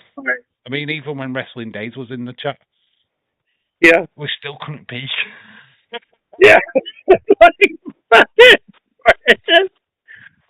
Why can't we get along? Everybody's dysfunctional. We're all dysfunctional at the same time. Yeah. Me personally, I think Ethan Page has got the opportunity. Joe Hendry is going to take a little bit longer. He might be over, but I don't see him. Who's he dethroning? Cody or Roman Reigns? No, they're not going to put Joe Hendry over Roman Reigns. Absolutely no way is that happening. That's ridiculous. It's like out of nowhere, just Raw's on. Raw starts, and it's like, oh, hey, guess what? Oh, it's Joe Hendry shows up for like a challenge for Roman or something. Shows up beside him, and then on Raw tomorrow, they fucking he beats Roman and takes the title. And they're all talking about the new bloodline and going that way with the story, and then Joe Hendry pops in. Say his name and he appears. He's to beat your Roman. Acknowledge him. Yeah, they're not going to they won't sacrifice Roman Reigns. Roman is not doing a job for Joe Hendry. That is absolutely no chance on earth. Absolutely no way. He's not jobbing for Joe Hendry. No chance. You even take Ethan Page. I mean, he just started. Cody, you're going to give him the title. I think Cody would, though. I think if you give that opportunity to Cody Rhodes, I think he would do a job for somebody like Ethan Page or Ricky Saints, definitely, because he's his mate. They're buds. They're best mates. Yeah, like he was on his way out. For Ricky Saints, he would do it. He'd go, I would lose my title to him. He would definitely go, he'd go along with it. I'm 100% sure of it. Roman, probably not. Roman would be, not on my level. I can't I'm just the opposite. I think Roman would job it out before Cody would, just because, Roman's, towards the end of his career, and Cody, I mean, he's still got a good 10, 15 years. He wants to still I think Roman would do it for Jacob. Further on the line. If it was another family member, he would lose. Yeah. I don't see him doing it for Joe Hendry, though. I don't know. I just don't. Roman is such a good guy, and I just, if he was on, because I'm just saying, because it's more likely the storyline. No one's going to ask Roman to job out to anybody, and no one's really going to ask Cody unless they're going to go a completely different way, and then they be an interim to whoever they put up there first. I just don't see any of the men really getting the major title. I mean, it's with the women because they change it out pretty quick, and I think. you got Rhea who's got a title. I'm just waiting for the day that they do sell Rook to Tiffany Stratton. They're going to do that match on the main roster. We've got that coming. 2 blonde women. It's going to fucking happen. They're going to do that match sooner rather than later. I know they're on different shows at the minute, but we'll get there. We'll get there. Yeah, but we need some kind of different, new innovative match for it. We need gymnastics trial that they go through where they have to okay, can you do 10 minutes on a balance beam? You know what I mean? Because those two in a match is just going to be, they're going to be flipping all over the place, and we can't expect a whole lot of wrestling. I think but there'll be a lot of movement. Just to hold you. And there'll be a lot of, yeah. We've got a leprechaun in the chat. We've got an absolute, a proper leprechaun. Ain't nobody taking my gold. Me Lucky Charms. Yep. Irish Rebel's gone off on one. I know my bread and butter is loyal to my heart and belongs to my mum. Of course it does. That's a given, mate. That is a given, of course. Nobody's taking me gold to be sure. To be sure. Yeah. To be sure. He ain't taking my gold. In my little leprechauns. If I even try to do it, it'll be defensive, and we'll get they'll take the video down because doing a offensive Irish accent. Just because no one I know. Yours would sound Indian. Oh, you wee man. Oh, you wee man. Wee man, that's Scottish. Yeah, Scottish. There you go. You did a Scottish accent there. Wee man. Scrooge fucking McDuck. That's the only Scott. The only guy I don't even know Irish. I got fucking Irish heritage up there. It's Scrooge McDuck, me laddie. Yeah. See, I can do Scrooge McDuck. That's about it. So Ruka going up against Liv Morgan. Yeah, I don't know whether they do that match though. Well, we have already done that match on Monday Night Raw, haven't we? With the interference. Yeah. Well, of course, Liv's gonna win it. Yeah. Excuse me. Hey, they potted the goal at the end of the rainbow. Yeah. Thing is, though, when you think about them, we're doing the accents and we're being racist. We're not being racist. I can do Australian accent. Almost. Good day, Mike. See? I can say good day. You say good day, mate. Oh, I don't know. Well, see, I say no, but it's actually no. Like the Ambernaker. I don't know. Is that how it goes? Buy me wallaby down, sport down, the wallaby down. I can say wallaby. Check a wallaby. That's a crock. Could you imagine me trying to do for Australia and being like, that's a crock, and then they would just be like a news thing, and they'd just be so pissed off. Hey mate, we're gonna do a shoey. We're gonna do a shoey. Yeah. Do a shoey. I would never drink them. Fuck that shit. I don't care if it's Rhea's shoe. I'm still not doing no goddamn shoey. Rhea's underwear after a match. You'd do it. No. Wetty underwear. Why? Damn it. Get pervert, man. We gotta go there. I'm not toughies. I'm like as close as you're like, I'm like PG as shit. I'm like fucking, come on, we don't got to do all that. PG as shit, and you just fucking in the same sentence. Pander to the community. PG as fucking shit, man. I don't swear. I don't curse. I don't fucking curse. I don't do all this bullshit cursing, wanking, tossing, bullshit, fucking swearing bit. Yeah. That's not me. That's not my fucking character at all. Right. I do not swear. I don't say fuck or bugger. I do. I'm just PG. Yeah. So what you're talking about, X-rated shit? Fucking hell, man. No, just total PG here, mate. Okay, hey, can we get the Thea Hale reply? What's that? You and me, Dave. You ready? We'll just sitting down dancing. We got to try to All right, dance. okay. You know how she does. Okay, you see how if you had the video or whatever. Everybody in the chat, everybody try to do it just for Thea Hale to brighten her day, and then you can maybe clip it. You ready? All right, go on. Go. You know how it goes. Okay, there you go. There you go, Thea Hale. If you're watching, that's for you.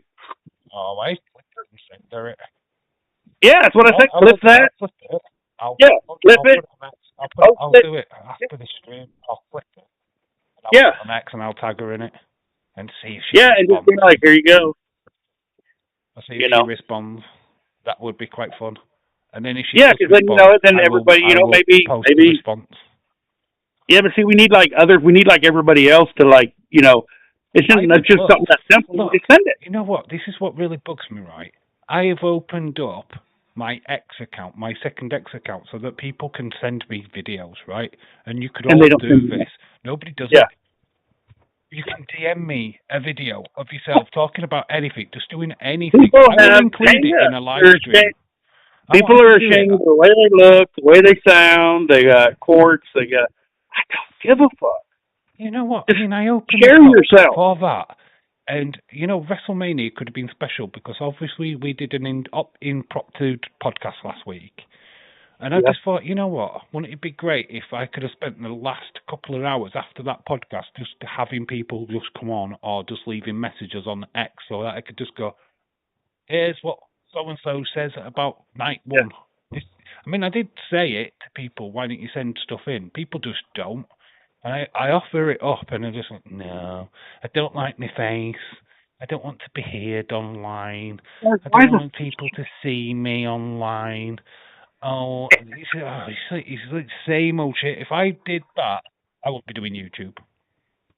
I don't give a fuck what people think about me on my face or what I sound like now. I did when I first started. I was very conscious of how I presented myself. But now I just don't care. I'm not bothered. I think Dave is at that point where he doesn't care as well. He's just kind of like, yeah, you're getting what you're getting, to be honest. Well, see, me, I've always been me. So, I mean, I laugh. I have a good time.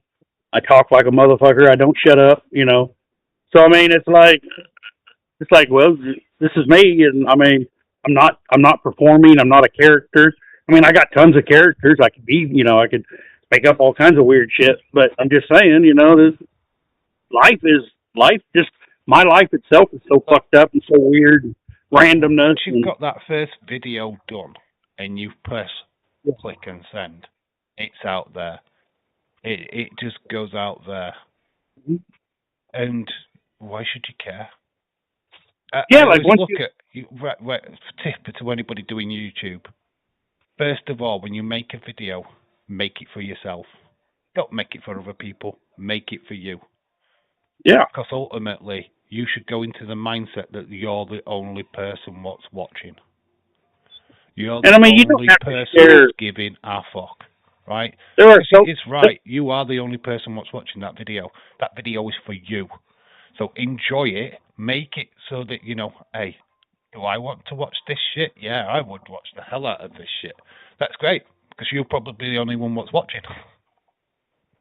Nobody else. Yeah, but there's you don't have to just share it by yourself. I mean, you don't have to share yourself instantly and be all shy. Work into it slowly. They got so many filters you could use and disguise yourself. You could be. I think there is one on TikTok where you're a raisin or something like that, or a pizza. Yeah, there's tons of things. You can change your voice. Expect that if you're like, if you're talking to me or Dave or someone in a podcast, they're going to say, so what's it like being a raisin? You're going to get that kind of, you're going to get those questions. This is literally, we're talking about this. This is not my voice. This is not my face. I'm a pimpled-nosed fat kid what's just eating a cookie right now. Sat on a couch, just sitting back, just pressing a button, which is making this image work. I'm just sat there going, that's realistic. This is not even my face. This is all CGI. Yeah, I'm AI. I mean, I'm a virus. I'm just, like you said. Oh, Y2K virus? That's me. That's who I was. Glitch. Yeah, I'm a glitch. I'm a Got a glitch. glitch. Yep. I'm not human. I'm AI. Everybody I'm not human. scared. I'm AI. I'm not human. Yeah. Man. Look, once people get rid of all that negativity, and it's just negativity, it's what people assume people think of them. Flamey says, other people's opinions doesn't matter to me either. Sticks and stones. Yeah, you're correct. It doesn't matter who we are. You ask, like you, Flamist, if I asked you to send me a video for my next live stream of you just telling me what you thought of last week's SmackDown, would you do it?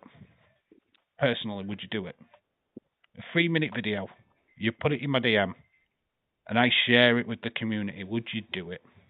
And the biggest half of you will go, no, I'm scared of my face and my voice.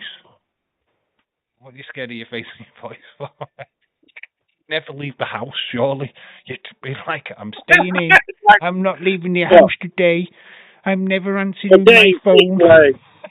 I understand because people aren't beautiful like I am. Because, look at this. I'm like, holy shit. I'm like a work of fucking art. So, people don't have what I have, so they don't have that confidence to just show themselves the way they are.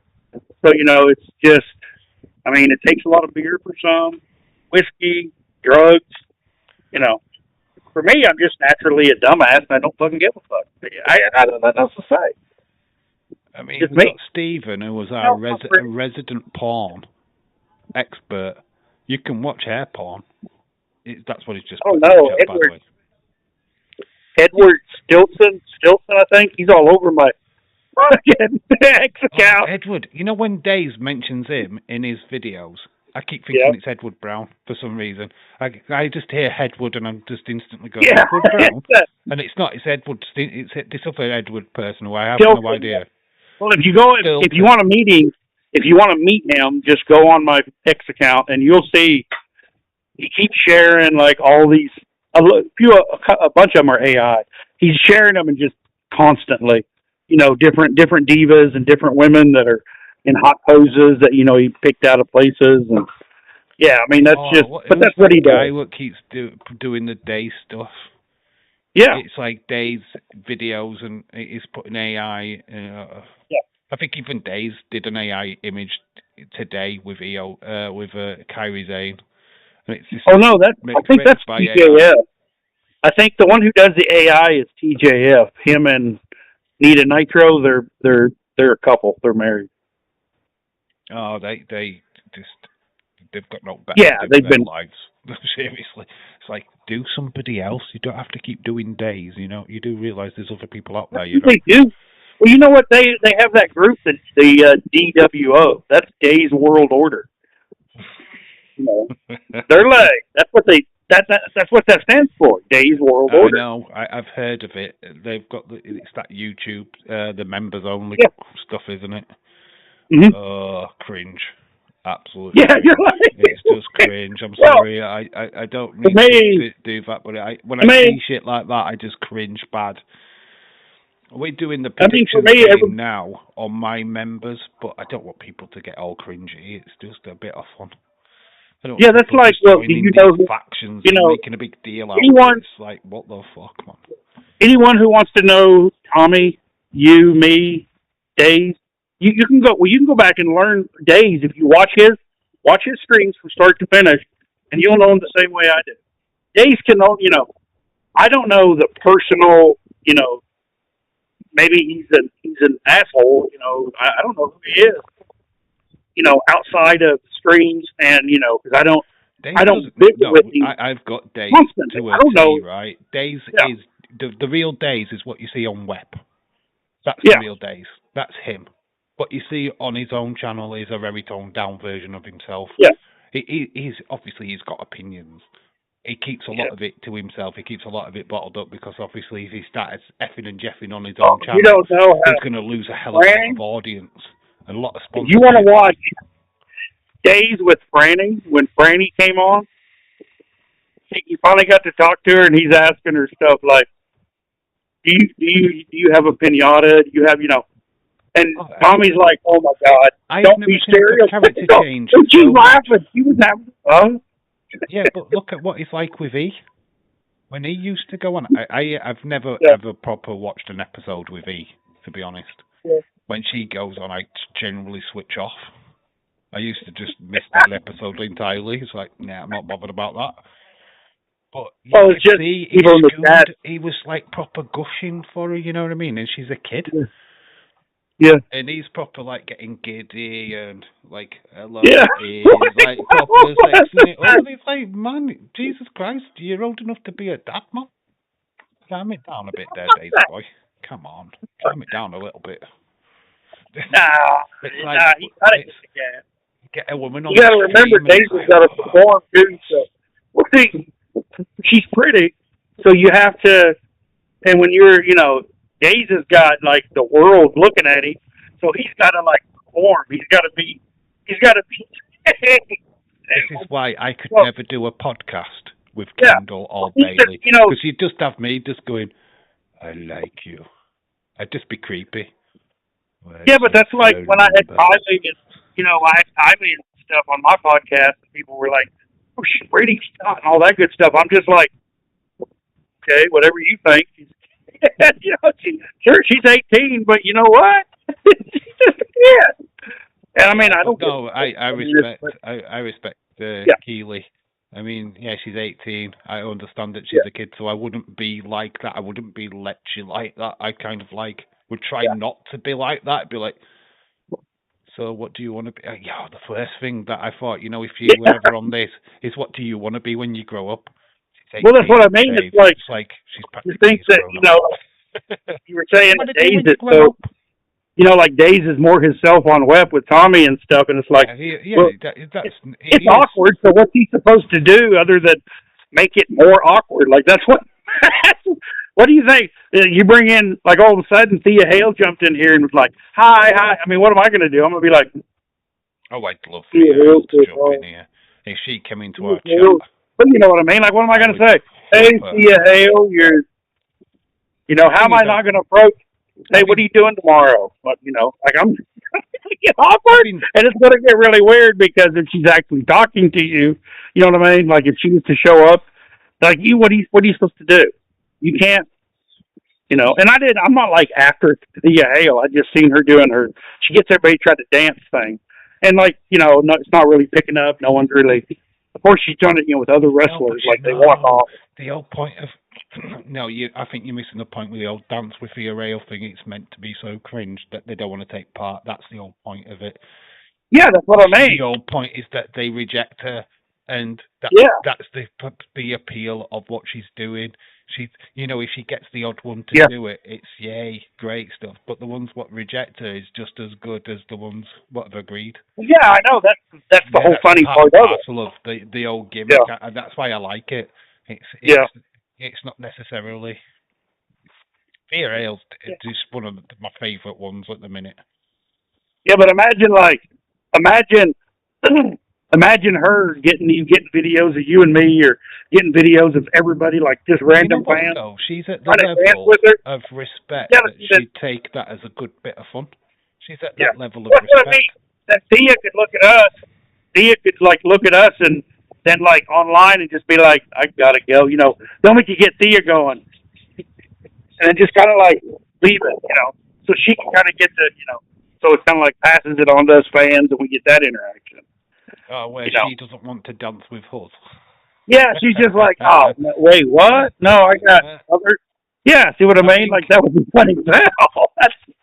I think that's what I mean. That go ahead and carry it on, and maybe fans are going to interact, and then imagine the fans at shows and stuff. I want to dance, and then she's just running, and a bunch of fans are chasing her, and I think they get it wrong with some of the main roster stars like Bailey. The higher up they are, the interactions are very limited. Bailey will probably go out of her way for a female fan, not a male fan. Yeah. It's very rare that you see her reposting any male stuff. Yeah. But a lot of the female roster celebrate young girls getting into wrestling and stuff. They don't do it for the men. Yeah. Because mainly the men have really ruined it for themselves by the creepy ones. So they generally just don't answer emails or DMs anymore to the men. They will to the women because they're not as creepy. But a lot of them are controlled now to, it might be a lovely comment, but I ain't responding to that. Or they just get that many that there's no way Well, man, they can respond. I'm going to have to go here pretty quick, because I got the party to do. No worries. Yeah, that's fine. We've done quite well today, to be honest. Yeah. Mate, you need to get back to the party, dude. You've had way too much time. That evil English guys that held you back way too long. Now they're all having a good time in there. Now they're all laughing, and so. Yeah, you need to go and change that now. You need to sour them. Yeah. That Dave says your party sucks. Yeah, your party sucks. Cake. Fucking disrespectful bastard. I'm going to make it 1,000 times worse. Yeah. Disrespected me. Everybody disrespects me. Dave in real life says you suck. You didn't send him any cake. Yeah. Well, I should bring cake. I should go in there. Be like, hey, where's Dave's piece of cake? I'll eat it. So I'll eat the cake, and just so you can feel like you're eating the cake. Yeah, where's my you should just get a piece of cake now. Come back and go, Dave, here you go. Here's some cake. Yeah. Go and get you a cake. Get your cake, Dave. Smear it into your phone. Yeah. And I'm just like that. It's nice. Yeah. This cake's nice. Yeah. Screen. Anyway, I'll let you get going, my friend. We'll be back in 2 weeks' time. Hopefully, we've a lot of different things to say. Yeah. Well, hopefully, we're not talking about releases and shit like that. We'll probably have Backlash just in the review window by then. Backlash will be on the horizon, so there'll probably be a couple of more matches announced for that show. So, have a great day, bud. Yeah. You what, mate? No, I was just saying, hopefully the releases will be gone. No, we won't be talking about that in 2 weeks' time. We're probably talking about Backlash by then. Yeah. And getting excited for that PLE. I just let people know that I am definitely live for Backlash. We're live for Saturday night's main event, and we're live for Clash in Italy. And I'm live here on web in Dave's chat. And that's just about it. Sell yourself. Everybody else, where can we find William Ency? Well, you can find me in the local strip bar. You can find me. Wherever there's drunken slut, you're going to find me there, propositioning her. Wherever you see a goat, without, it's caught in a fence line, you're going to see me there, those kind of places. Yeah, you'll find me in the beer aisle. You reminded me of a joke. You reminded me of a joke about a sheep. About a sheep. I can finish on a joke. Farmer. When you said, strip club. So that's what, like sheep shearing season. Before winter. That's my strip club.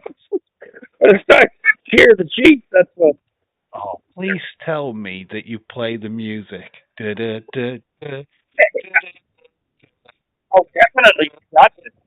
You got to hit my track. Come on, sheep, shake that ass. Yeah. Well, no, we're not going to go bow chicka wow wow. We're not going to do that one because we're not going that far with it. But, wouldn't that be considered, a strip club if you're sheep shearing? We have competitions where kids will get out there and shear a sheep for a competition and give them, like, poodle haircuts. Shout out to you, dude. We have all kinds of weird shit like that.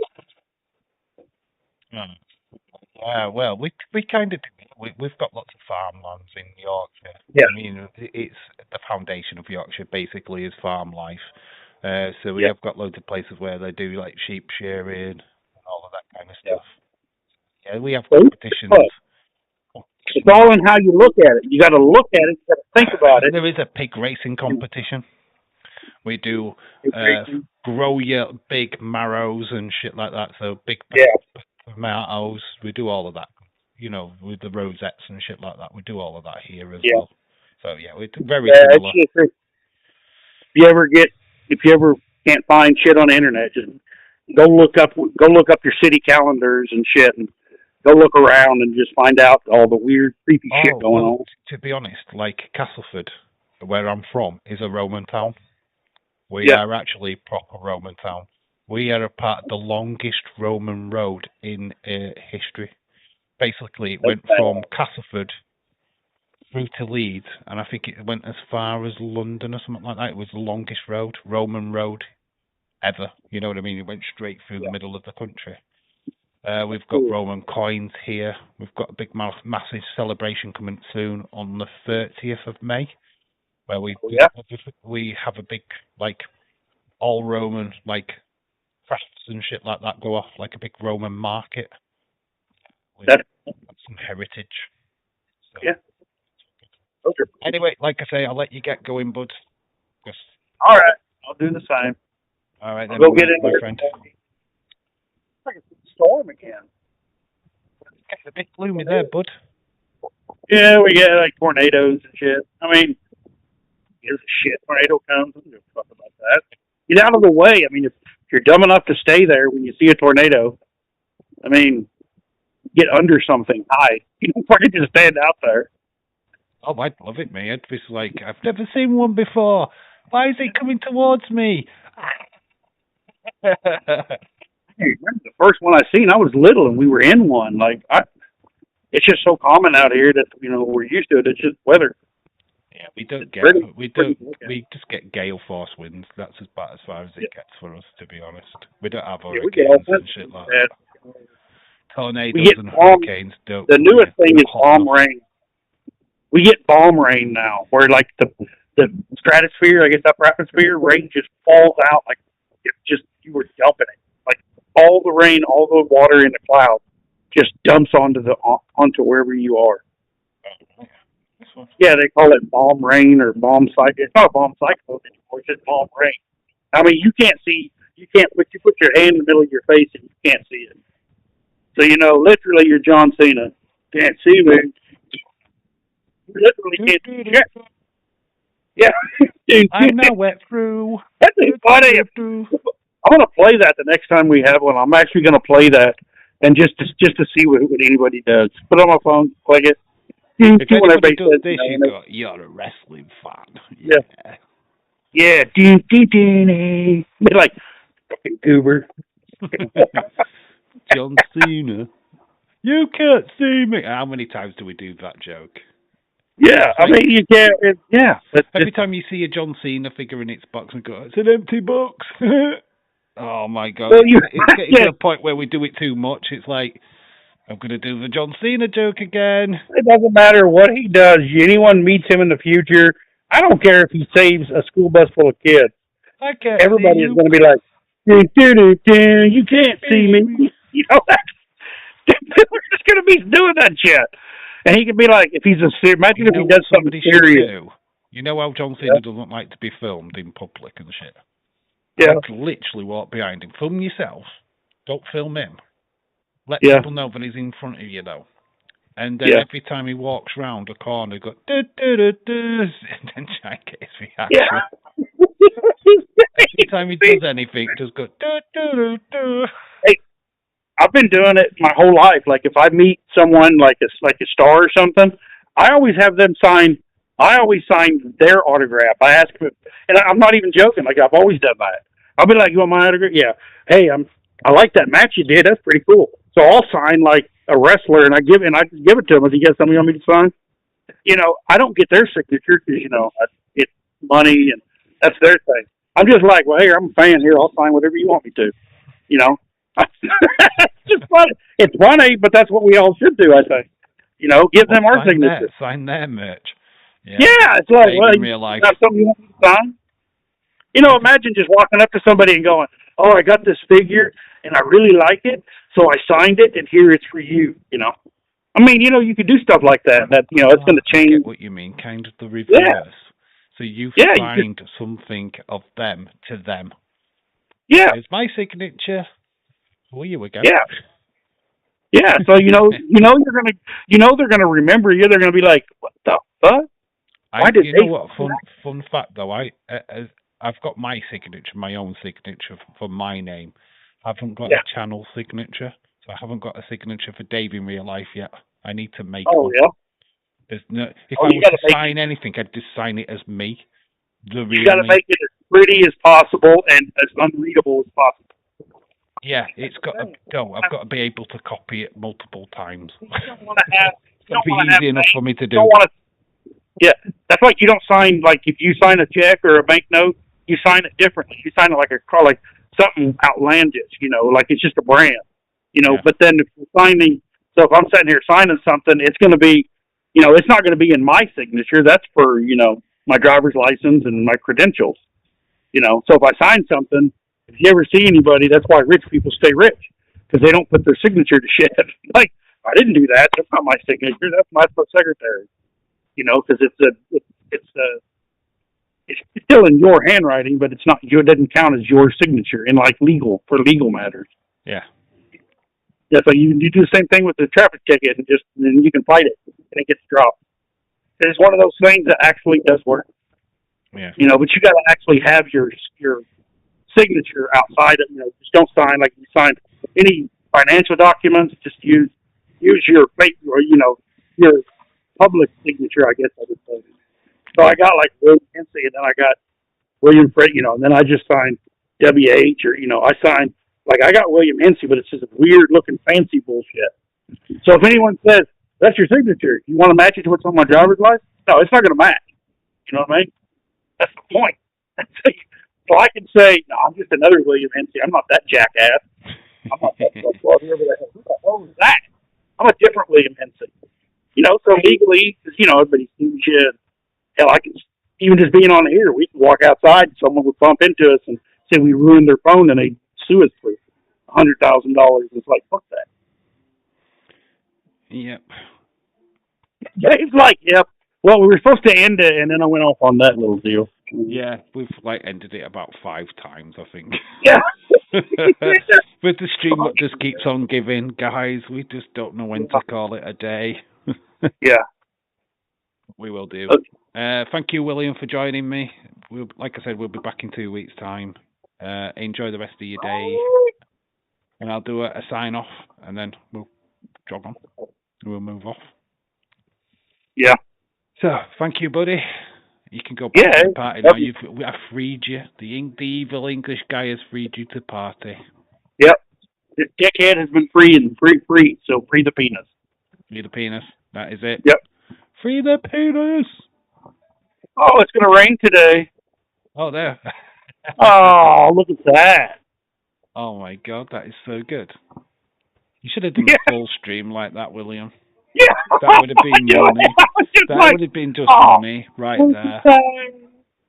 For people what are just listening, William has now got a panda dropping love hearts on his face. Yeah.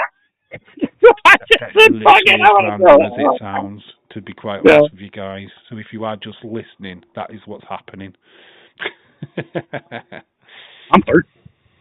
He's trying to lick the love hearts. Yeah. It's like this. No. I can't do it. I'm hungry. I'm thirsty. I'll let you get off for a drink, man. All right. I'm thirsty, man. My tongue's dry. My tongue's dry, man. I love you. I'll catch you later. I love you, mate. See you later, buddy. Bye. Ta-ra. Bye-bye. There we go. There's the legend. That is William Hensey. If I didn't end the call, we would have been still here. I could take this off now. So, yeah, thank you everybody for joining. I'm going to try and fix this stream back to how I normally have it. But hopefully you enjoyed that. Have a great rest of your evening, y'all. And I will catch you in the next one. Probably Wednesday we'll do a recap on what's happened on NXT and Raw. Obviously no proper live streams this week, unfortunately, due to my work commitments. But we'll be back on Wednesday. Probably just have a chilled out stream, talk about Raw and NXT and all of that good stuff. So, yeah, catch me then. So, I've been Dave in real life. You guys have been awesome. Till the next time. Bye from now. And that is 2 Screwjobs, 1 podcast. Done. Right, catch you later. Bye. Thank you, William NC. Enjoy your party.